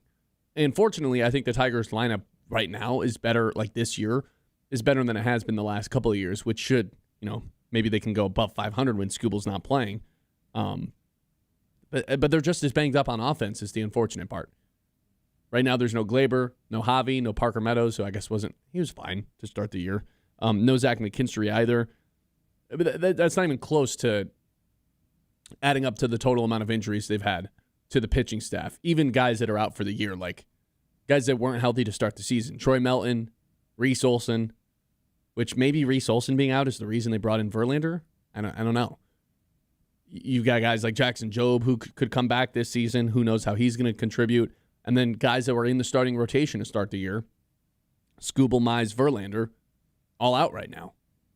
Like they are decimated in their starting rotation. They're just pitching staff in general right now, which was supposed to be the biggest strength of the team. And now suddenly they are without a lot of their key figures, including their, back-to-back Cy Young winner. And you're going to be heavily reliant on the long relievers like Drew Anderson and like Emmanuel Jesus, who have both been god-awful to start this season. It's not that Skubal's not playing. Obviously, I'm concerned that Skubal's not playing. It's concerned who's pitching now in place of him. These long relievers, these bullpen days. Man, this isn't the bullpen days of the pitching by chaos days that were fun 2 years ago. These guys suck. Emmanuel Jesus has an 8 ERA. Drew Anderson, it's not much better. Like, these guys are going to be relied upon most days now. That's why it's so concerning. They're sitting at 500 right now. Man, if they were 500 by the time that Skubal came back, I'd be pleasantly surprised by that. I'd be happy. I'd be ecstatic if they were 500 by the time Skubal comes back in August. Which we were saying, like, it'd be nice if they could crawl out of being 500 before this injury happened. But now that outlook of that would be, it's just extremely unrealistic at this point. Now you're trying to tread water. Yeah, and luckily they are hitting the part of their schedule for the next few series that are against some poor teams in baseball right now. They've had a really tough schedule to start off the season, no doubt about it. So at least that helps, but still, like, it doesn't matter what team you're facing. When you don't have healthy pitchers, when you have guys pushing them out there on a daily basis, I mean, some of these relievers are going to have to pitch every day. Like, Tyler Holton's going to have to pitch a ton. Like, that's the scariest part to me. It's not just the fact that, of course, you lose Skubal. You lose the guaranteed 6 to 7 innings you get out of him every single time he starts. And now that becomes a bullpen day. When you already have an inserted bullpen day in the rotation right now because Casey Mize is out. And you add in the fact that all of those guys that will be pitching on bullpen days, like, at least half of them you don't trust. At least. Most of them, like, you're not getting that outing out of Ty Madden again, that's for sure. Mm-mm. Dude gave you 5 innings, 7 Ks, scoreless, with no walks. And then it's wasted. And then they lose because Ricky Vanasco, because Emmanuel De Jesus. Who the hell is Ricky Vanasco? Who they're going to be Where forced to continue to from? pitch. Like they're going to be forced to continue to pitch these guys because there are no other options. That's the scariest part. Even if you get great outings out of some of these guys, you have to get great outings connected by everybody in the same day. And that just feels the most unrealistic. All it takes is one guy to come in and screw up 7 great innings. And then all of a sudden, boom, just like that, you lose. And like last night's game, a little weird. Another delay. Like the Tigers just continue to lose the delay games. And it was weird because they hopped into right before the delay happened, they took the lead. It was like, phew, they're about to take the lead right before the delay. And then the Red Sox took the lead before the delay. Mm-hmm. And obviously you weren't able to come back with Aroldis Chapman closing things down. Yeah, I had a friend who was at the game, and they said they forced everyone in the crowd to clear out. And then nothing happened for like 20 minutes. And then they kept playing through it. Man, it was drenched. I couldn't believe how long they continued to play through the ring. Yeah. So the answer was, you know how we asked ourselves, how quickly does Kevin McGonigal become the best player on the team? Yeah, the answer was 1 month. Tarik Skubal's hurt. Guess who the best player on the team is? Kevin McGonigal. Sure. It's not even close. I guess we can do it that way. I mean, I get, like, there's no argument for it. Tarik Skubal's on the Tigers. Like, I'm still saying Skubal's the best player on the Tigers, right? Yeah, but for the next 3 months, 2 to 3 months, Kevin McGonigal's the best player on the Tigers. Screw the next 2 to 3 months, man. Like, we talked about how much we have to salvage every Tarik Skubal start. We're going to get, like, 6 of them for the remainder of the season. Man, we over under 10 Tarik Skubal starts left in the Tigers uniform. You know what I'm saying? Like, that's... Yeah, I didn't even think about that. That's the part that's scary. And then you get to a point where, like, what if the Tiger... Like, let's throw a doomsday scenario here. We're not ruling anything out. I don't want to do it, but, like, what if the Tigers stink by the time Skubal comes back? Like, what if they just really have plummeted and the offense just can't do enough to keep them afloat? The Guardians take a big enough lead in the Central. I was going to say, luckily they're in the Central. If they were in either of the other divisions in the American League, like Kyle, I'd be freaking out. Right, but once again, we know what's at the top of prioritization for Tarik Skubal and Scott Boras, right? That is money. That is the big-time contract. If I come back from injury and I'm Tarik Skubal post-trade deadline, I'm ready to pitch, and the Tigers aren't good, I'm not pitching. What do you mean not good? Like not going to make the playoffs? Or yeah, just not going to make the playoffs. Why would I pitch? Why would I risk anything? I'm just gonna rest up, get healthy. Let's go get paid this offseason. I don't think teams would like that. I think Skubal's competitive enough to want to go out there. I think so, too. If they're even in a playoff race, which that's kind of the goal, right? When Skubal comes back to still be in playoff contention. I'm not asking for a giant lead and have the division wrapped up by any means. I'm just asking be in playoff contention by the time Skubal returns. And there'll still hopefully be, a little bit less than 2 months of baseball to play. So, like, it's hard to be eliminated from the playoffs with that much time left in the season. So, it's a very unlikely scenario. But I think at this point, we have to consider everything. There's also a world where the Tigers, are playing in the AL Central. And they're still in first place by the time Tarik Skubal comes back because of how bad the division is. Like, that's much more likely than the others. So, a lot of different things could go down here. Nonetheless, though, we are in for some streaky baseball from the Tigers over the next couple months, which that just is going to suck. I'm almost like, I'm hesitant to say this, but I guess I'll just be truthful. With no Skubal, no Mize, Flaherty's like an eyesore to watch. It's become like a more frustrating, like I'm not as excited to watch them. Framber's on the mound tonight, so it's a little different. But like tomorrow, it's like, man, what the hell's going to happen? I mean, Jack Flaherty on the mound? Even last night's game, man. Like you go from, yes, it's Skubal bump day. I can't wait to watch him. Oh, never mind. It's going to be an opener for Ty Madden. Okay, like I'll listen to this on the radio then. Yeah, like and I got stuff to do. I'm not that. Yeah, and McGonigal's not playing. Yeah, exactly. Like it's a scheduled loss, honestly. That's just the tough part with. Yeah, it was a scheduled loss that they could have almost won, but. It's just it's frustrating to think that how we viewed this Tigers team, and we had been talking about for a while, like get ready for what the Tigers post Tarik Skubal is going to look like. Here it is, folks. Well, this isn't really what it's going to look like, though, because Melton and Job, all those guys should be back before Skubal, though, is what I'm saying. Like we are going to see a version. Job. Oh yeah, sorry, maybe not Job, but like Melton, Mize, Verlander should be as well. Like this is post Skubal Tigers. Right here, and we get to watch it. That's unfortunate, man. We just need Mize, Melton, and Verlander to be healthy by June. Melton will be. Oh, by June? I mean, I'd hope so. Melton for sure will be. Mize and Verlander both coming back would do wonders for this team. If you could get 3 of those guys back, plus Will Vest probably back by then too. Okay, now we're talking about let's maybe be above 500 by the time Skubal comes back. Yeah. Got a couple YouTube chats here. Andrew says, I was thinking about Skubal getting traded at the deadline if the Tigers aren't good enough to keep him, probably for much less than he's worth with the injury. Yeah, there's no chance he gets traded now. No, I don't think there was any chance he was getting traded. But like ever, if there was a more chance 2 days ago, 1 day ago, than there was now. He no way he would get, like the Tigers would just get improper value for him. Got a text that said, the only buttery and sweet thing I care about is Skubal may be cheaper now. Maybe. I still think there's going to be a team like the Dodgers that just are willing to pay a lot more than the Tigers are. That's the one thing why you could say, like, oh, this could potentially work out. But, like, no. I don't think – I saw a lot of overreaction yesterday saying, like, Skubal just lost out on $400 million, blah, blah. Like, no. Come on. Like, what do you think? Is just not getting paid now? He's not having Tommy John. You know, like, he's not like he's going to be out for a year and a half. Like, this guy's going to pitch again this season. So, it just – the timing of it kind of stinks. Gary says, move Flaherty to the bullpen first chance you get. I would love that. Who the hell else is going to be the third starter? Yeah. Who's going to be the third starter? Flaherty's in the bullpen now. Like, I was all on board to move Flaherty to the bullpen. I've been on that train for 2 years. They can't do that right now. They would have 2 starters.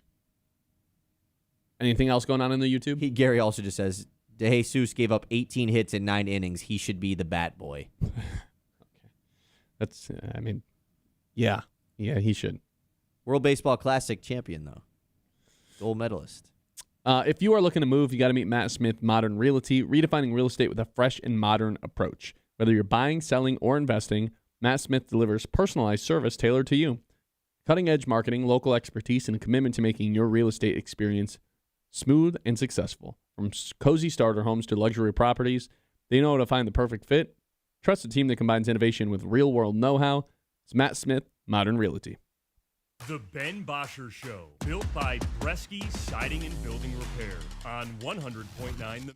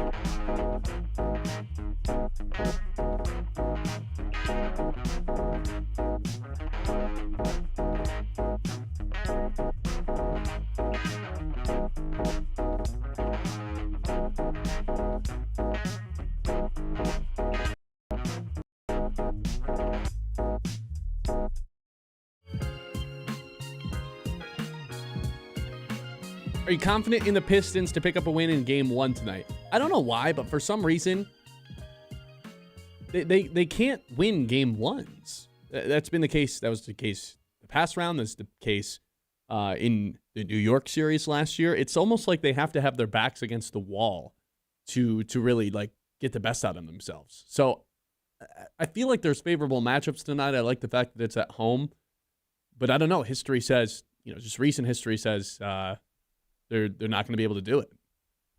And it does make sense. They just play better when their back's against the wall. I mean, not only have they lost game 1, they also have just gone down 3-1 in both of the playoff series they've been in.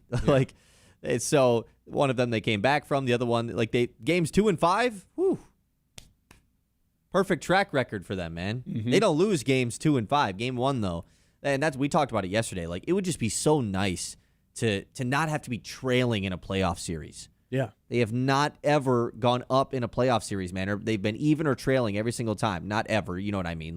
With this core, in the 2 playoff series they played in the last 2 seasons. Yeah, unless they actually won the series in game 7. Right.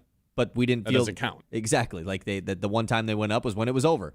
And so to go up 1-0 against a team that, yes, we could feel confident about right now, but I just continue to go back to how we felt 2 months ago about Cleveland. It was like, man, I really don't want to face Cleveland. It'd be really nice not to play them. And a lot of things can change. And I think some things have changed. I think one of the big ones is that James Harden is now on the Cavaliers. That plays into this just because that guy is a pretty consistent playoff, I don't know, underperformer. Meltdown? Yeah. He does not show up in the playoffs, and he's been doing it for 15 years. And so that's the reason why you maybe feel a little bit better, because he's one of their better players. I think the matchup on paper makes sense for Detroit, and Cade has taken up his play, not just a notch, several notches. So if they could just go up 1-0 tonight, man, it would make you feel way, way better than the latter.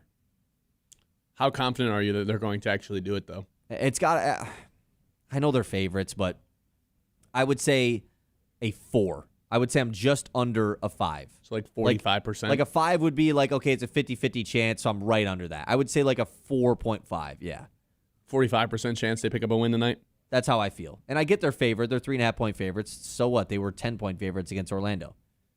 In that first game? Yeah. I think this just comes down to, can they space the floor and give Cade enough room to operate? And I think the answer is hopefully yes. It just comes down to whether or not Tobias Harris hitting his first 3. Duncan Robinson hitting his first 3. That's going to go such a long way. We can't have those guys have terrible games again. Yeah, we can't shoot 4 of 21 from 3 tonight as a team. That just can't happen. And if it does, they're going to lose. They will lose tonight. I do think Asar Thompson continues this holy cow, is this the best perimeter defender we've seen since fill in the blank? I think that totally continues tonight. Again, against Mitchell or Harden. Harden's pick whoever he's guarding. That guy's going to be put in a jail cell for the entirety of the game. And I think he'll guard a combination of both of them. If they're staggering those guys, whoever's in a game, Asar will just be guarding. If they're both both to start the game, I would imagine he's on. I mean, do you put him on Mitchell and just shut down the scoring, or do you put him on Harden and be like, no, man, you're just out of it? It's interesting because putting him on Harden, you would just think putting him on Mitchell makes the most sense, which I still think it does. But Harden does create a lot of stuff for their offense. Harden can still, even though he's a playoff underperformer, it's just that he doesn't score in the playoffs. I think he can disrupt putting him on Harden disrupts the offense. Yes, it does. Now Mitchell is just their primary scorer, and so I would still think you put Asar on him. Because then you think about the other options, who is the Harden matchup? It's probably just Cade. But Cade on Strus, you would probably rather have. I had Cade guarding Harden. Yeah, he's a good on-ball defender. It's probably and Cade. He's not going to move around a ton when he doesn't have the ball. The issue is Harden is going to do a lot of things Jalen Brunson does, which is awkwardly create fouls. And you just don't want Cade getting in foul trouble. I mean, obviously you don't want Cade getting in foul trouble. The nice thing of Cade's guarding Harden, though, is I don't think Harden's going to have to make Cade chase him around. Harden will just stand at half court when he doesn't have the ball. He's not running around off ball. So I think that's good for Cade to rest up a little bit on defense. I agree. How confident are you that they win game 1? I think I'm probably with you. I'll lean a little bit more optimistic. I think it's like a 53% chance that they win game 1. I mean, they are favored for a reason, I think. I think Cleveland, has a slight, it's not like, Cleveland has a rest advantage or anything. If anything, they have the disadvantage with playing a couple hours after the Pistons did, and you say, oh, that doesn't matter. I don't know, man. I think that kind of stuff matters just a little bit. I mean, it certainly just matters that neither of them have the real advantage, though. Like, I think that matters a ton, because look at what happened in Knicks Sixers last night. I mean, that series, yeah. 76ers had 48 hours to recover from coming back from 3-1, and the Knicks had a full extra day of rest, and they showed it. I mean, they proved it. They had 2 full extra days of rest, actually. Yeah. I think the Pistons being able to stay at home matters, and I think travel. That's a good point. Now that they've gotten over the hump of winning the playoff series and they can play with a little bit more loose, I think matters. I think they figured out something with Duren. I think they figured out the defensive or the offensive rebounding stuff with Duren.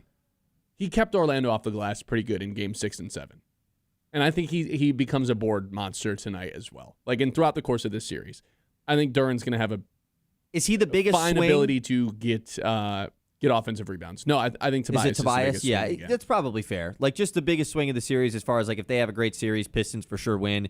If they don't show up, Pistons probably lose. Yeah, I think it's probably Tobias, which it's probably always been Tobias, right? No, I mean, Duren not showing up was, like, not expected. So, like, and they still won.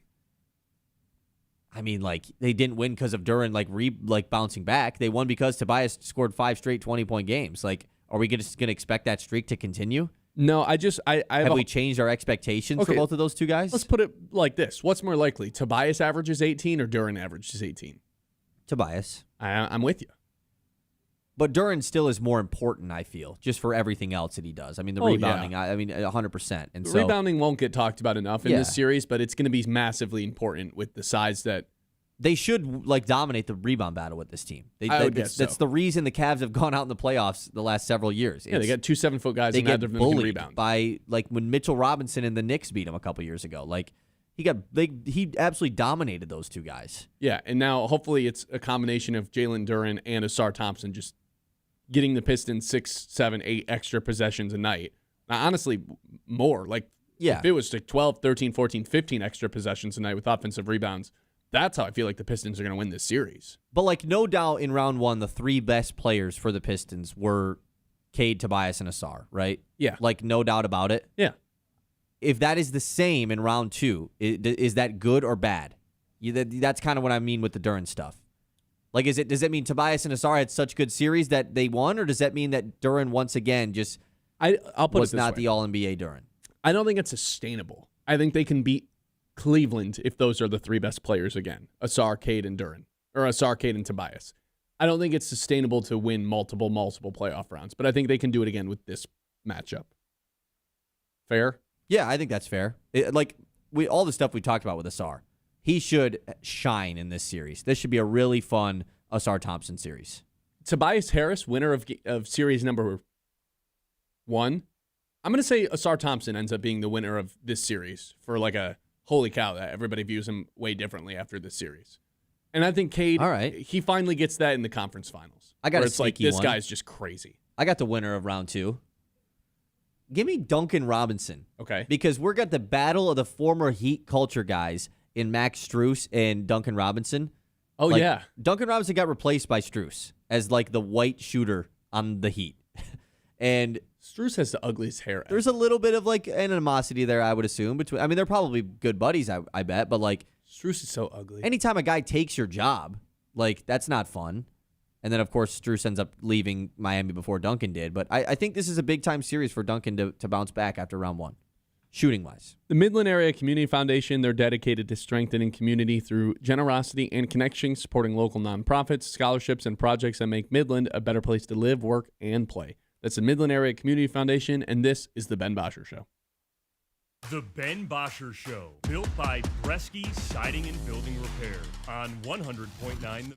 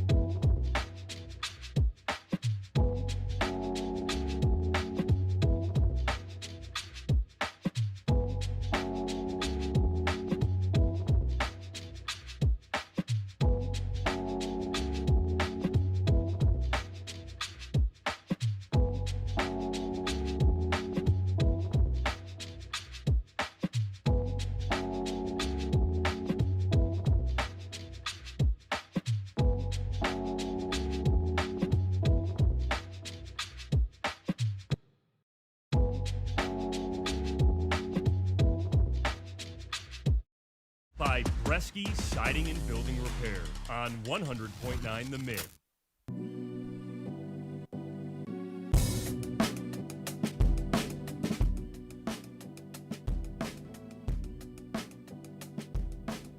Kyle Sandel, go ahead and take it away with the 11 o'clock rendition of the news.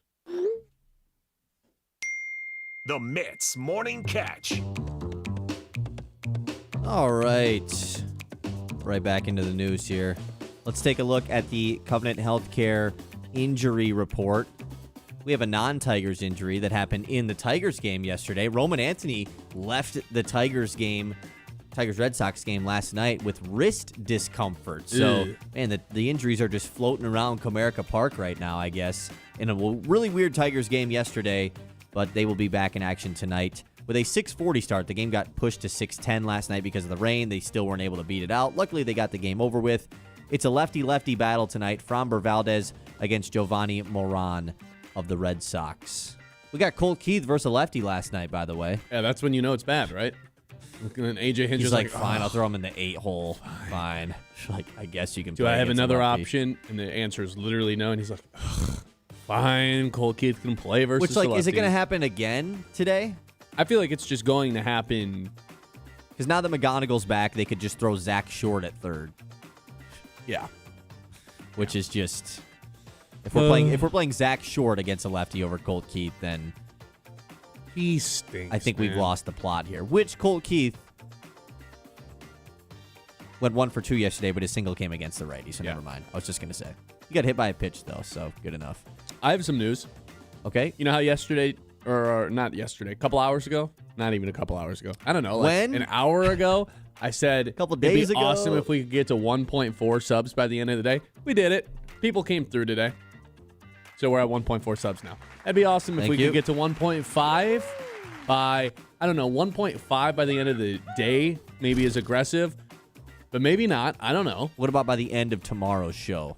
Yeah, let's go. Let's try to get 10 new subs by the end of every show. That'd be awesome. 1,500. So if you're not subscribed yet, please go ahead and do us a favor.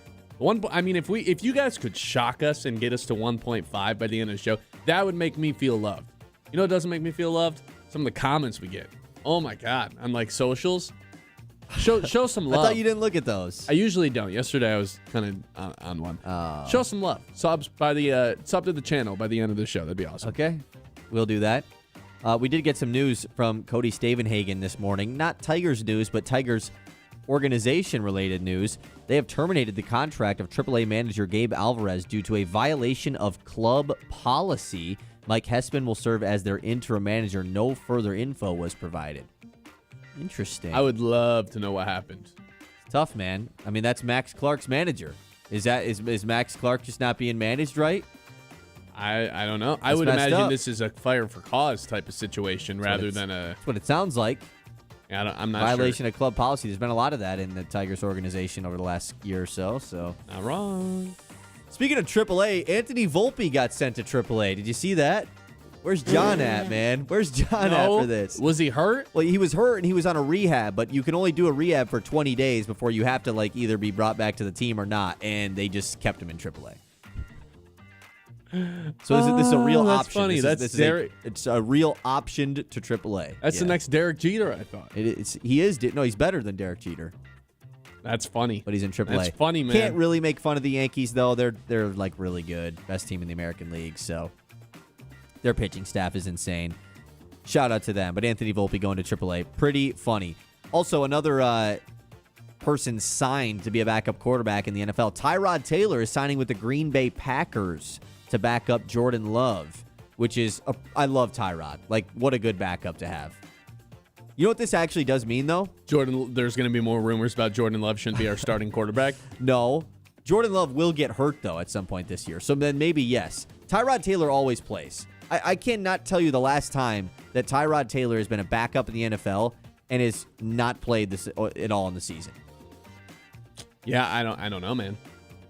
I'm checking right now. Wasn't he a backup for the Bills for a while with Josh Allen, and Josh Allen never gets hurt? Yeah, he's played every year. Tell me the last time that Tyrod Taylor hasn't at least played in a game. I don't know. Never in his career. That's what he's I would played figure. every single year of his career. This guy gets starts, man. When he was with Buffalo, wasn't that a week 18 start, though.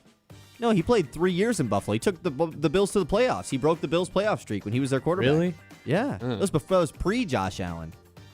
I'm getting my timelines confused, Well, I guess, then. the one you always think of is when he was with the Chargers, when the team doctor tried to kill him, and so that Justin Herbert could play. Yeah. Everyone forgets about that one with Justin Herbert. I actually don't think people do forget about that. That was a pretty big deal. It's like, wait, what happened? Yeah, Herbert's playing. We punctured his lung. Now I actually just want you to name me the teams Tyrod Taylor's played for. The Chargers. Yep. The Jets. Yep. The Bills. Yep. I don't really remember him playing for the Browns, but everybody's played for the Browns, so I'll say them. Had 1 year with the Browns, 2018. Played 4 games. Giants, yes, for 2 years prior to the Jets. Just missing 2 teams. AFC or NFC? Both AFC. One of them spent the first 4 years of his career there. And then the other one, he was a one-off year in 2021.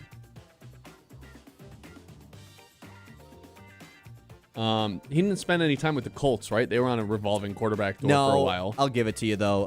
2021, he played for the Houston Texans for 6 games. And then the first 4 years of his career was with the Baltimore Ravens. Yes.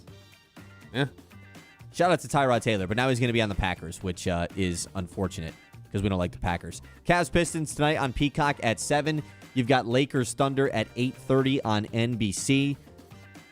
So hopefully it'll be like halftime right around when Lakers Thunder when Cavs Pistons wraps up. Be able to celebrate with Cinco de Mayo, hopefully with a Pistons win. Who you got in Lakers Thunder? Can they pull off a miracle here in Game 1? No. I don't. I think this is where it all comes to an end, unfortunately. I don't see anybody beating the Thunder unless it's the Spurs. And I guess maybe if the T-Wolves can come out of this, but I don't know. I just don't think. I think this is like nightmare fuel for LeBron fans. Whoever it is, well, yeah. I mean, whoever it is that plays the Thunder, though, in the Western Conference Finals, it's going to be great because both of those teams have a rivalry with the Thunder. Like T-Wolves Thunder last year, or in the regular season, has been awesome. Chris Finch just like openly hates the Thunder. And Edwards obviously does. And then the Spurs Thunder games this year were great. So either way, the Western Conference Finals is going to be awesome. Or we get LeBron. So like, that works. Shout out to Adam Silver's NBA, man. He's really getting it done. We got an update yesterday on the DK Metcalf Detroit Lions fan situation. Yeah, I know. That one from all the way back then. Prosecutors say no charges are going against DK Metcalf after his altercation with a fan. Thank God. Why would he ever get charges against him for this? This was a one Lions fan who I don't really remember what he said or if he didn't say it or what. I don't think anything ever came out about what Either he way, said. he just took it way too far, man. He was just doing I don't know. I feel like he was just like, I'm taking DK Metcalf to court. Yeah, because I see an opportunity to do it. DK got suspended. He got properly suspended. 2 games. Yeah, you don't slap a fan. Like, that's why he got suspended 2 games. Almost cost his team going to the playoffs. That's felt like the proper punishment for him. So, interesting with that. That is all I've got for the news. All right. There we go. You don't just have to be a pro to get pro-level health care. Pro-level care, that is. Whether you're hitting the gym, the field, or just staying active, Covenant Healthcare Sports Medicine helps you prevent injuries, recover quickly, and keep doing what you love. That's Covenant Healthcare. When we come back, we'll have our 3 traditions to close out every show here on the Ben Bosscher Show live on 100.9 The Mitt. The Ben Bosscher Show, built by Bresky Siding and Building Repair on 100.9 The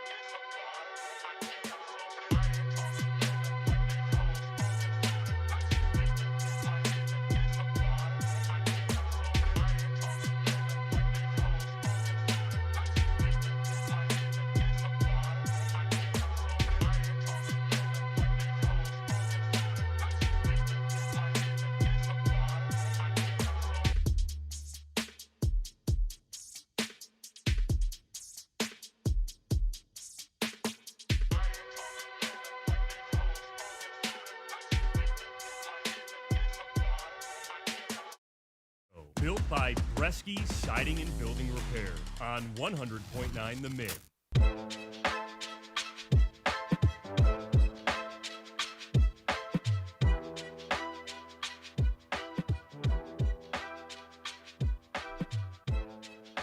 All right, we have 3 traditions to close out every single show. The first of which, we're trying to make a little bit of money in the month of May. I call it the lock of the day. Lock of the day. You better lock it up. No, you lock it up. You lock it up. Lock it up. Lock it up. We're 2-0 so far in May. 2 wins, 0 losses. That's the only record I care about right now. At the end of May, let's check back in for 2026. So, Kyle, if you want to update the people on 2026 in general, I'm going to take my headset off. You just don't care? What? Oh, I'm actually going to do the update for May. 1.04 units up in the month of May so far. So good job, Ben. It's been 2 pretty easy picks. So that's the reason you're only up about 1 unit. But off to a 1-0 start. And it's the first time that Ben has hit on a Monday since March the 9th. I know Ben just heard that one. I know he did. So that's the update.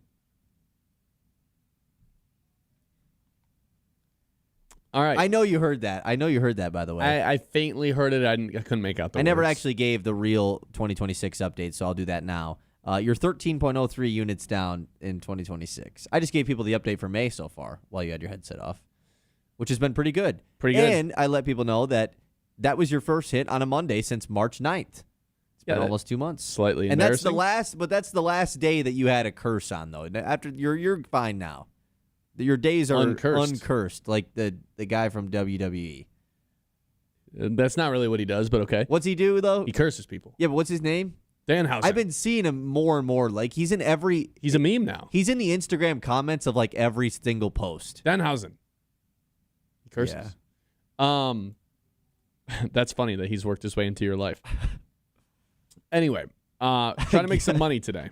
Gary said we need the alarms to go off when you announce his record in 2026. Okay. That's pretty good. Not nice, Gary. Not nice. Today I'm going with Jalen Duren to have over 10.5 rebounds. So he's got to have 11 rebounds tonight.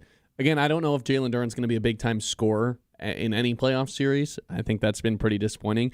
But one way I do think he has a big-time advantage in tonight's game and in this series against Cleveland is his rebounding. In the last 2 games they played against Cleveland, in which both Mobley and Allen played, the 2 games they played in 2026, he had 14 and 16 rebounds. Orlando had the size in terms of the strength to go bang down low with Jalen Duren. I do not think Evan Mobley or Jared Allen can keep Jalen Duren off the glass today. I think he dominates the glass in this series, even if he's not scoring. So I'm going to go with the over and on 10.5 rebounds today. Someone in our YouTube chat earlier said you should take a SAR rebounds as lock of the day. Maybe one day. I mean, it's pretty high right now. It's like 8. Over 7.5. I'd rather just go with the center. I think I'm going to fade this, man. I'm just nervous for how Jalen Duren shows up. I really am. I'm nervous. He only got double-digit rebounds, like over 10.5 one time, and it was in Game 7. So maybe he can bank that into another performance. The version of Jalen Duren that we saw for most of round 1, I just have to assume that's the version we're going to get. So that's why I will fade today. Lame. That's our lock of the day. Lock of the day. You better lock it up. No, you lock it up. Lock it up. Lock it up. Lock it up. All right. The next tradition we have is to pick a game of the day. Game of the day. It's good we didn't pick Skubal Bump Day yesterday because it never happened. We Yeah, that would almost have been did. the worst game of the day pick ever. I mean, the fact that Skubal stuff happened literally, 20 minutes after we got done. A little bit more than that. Was it? We went to lunch, then came back Oh. and found out. What do you think today? Lakers Thunder 15.5-point spread. It's the favorites to win the title versus LeBron and the Lakers, or is it just Detroit Pistons, Cleveland Cavaliers, close spread, less juice, but just as exciting? I think I'm probably leaning towards the Pistons. The Lakers Thunder has more like, it's LeBron versus the reigning champs and the MVP, yeah. But also it's a 16-point spread. Hey, here's man. the problem. That game might be over by the time we're in exactly. the second quarter. Maybe if it was like in LA, game 3, I would like lean. But no, this is Pistons, man. Game 1, a second playoff series for the Pistons. And we talked about this yesterday. Pretty cool, like, geographically how these Eastern Conference matchups have worked out, man. Like, I know the geographics don't matter in the NBA because there really isn't real rivalries as far as proximity. But Pistons, Cavs within 4 hours. Philly, Knicks.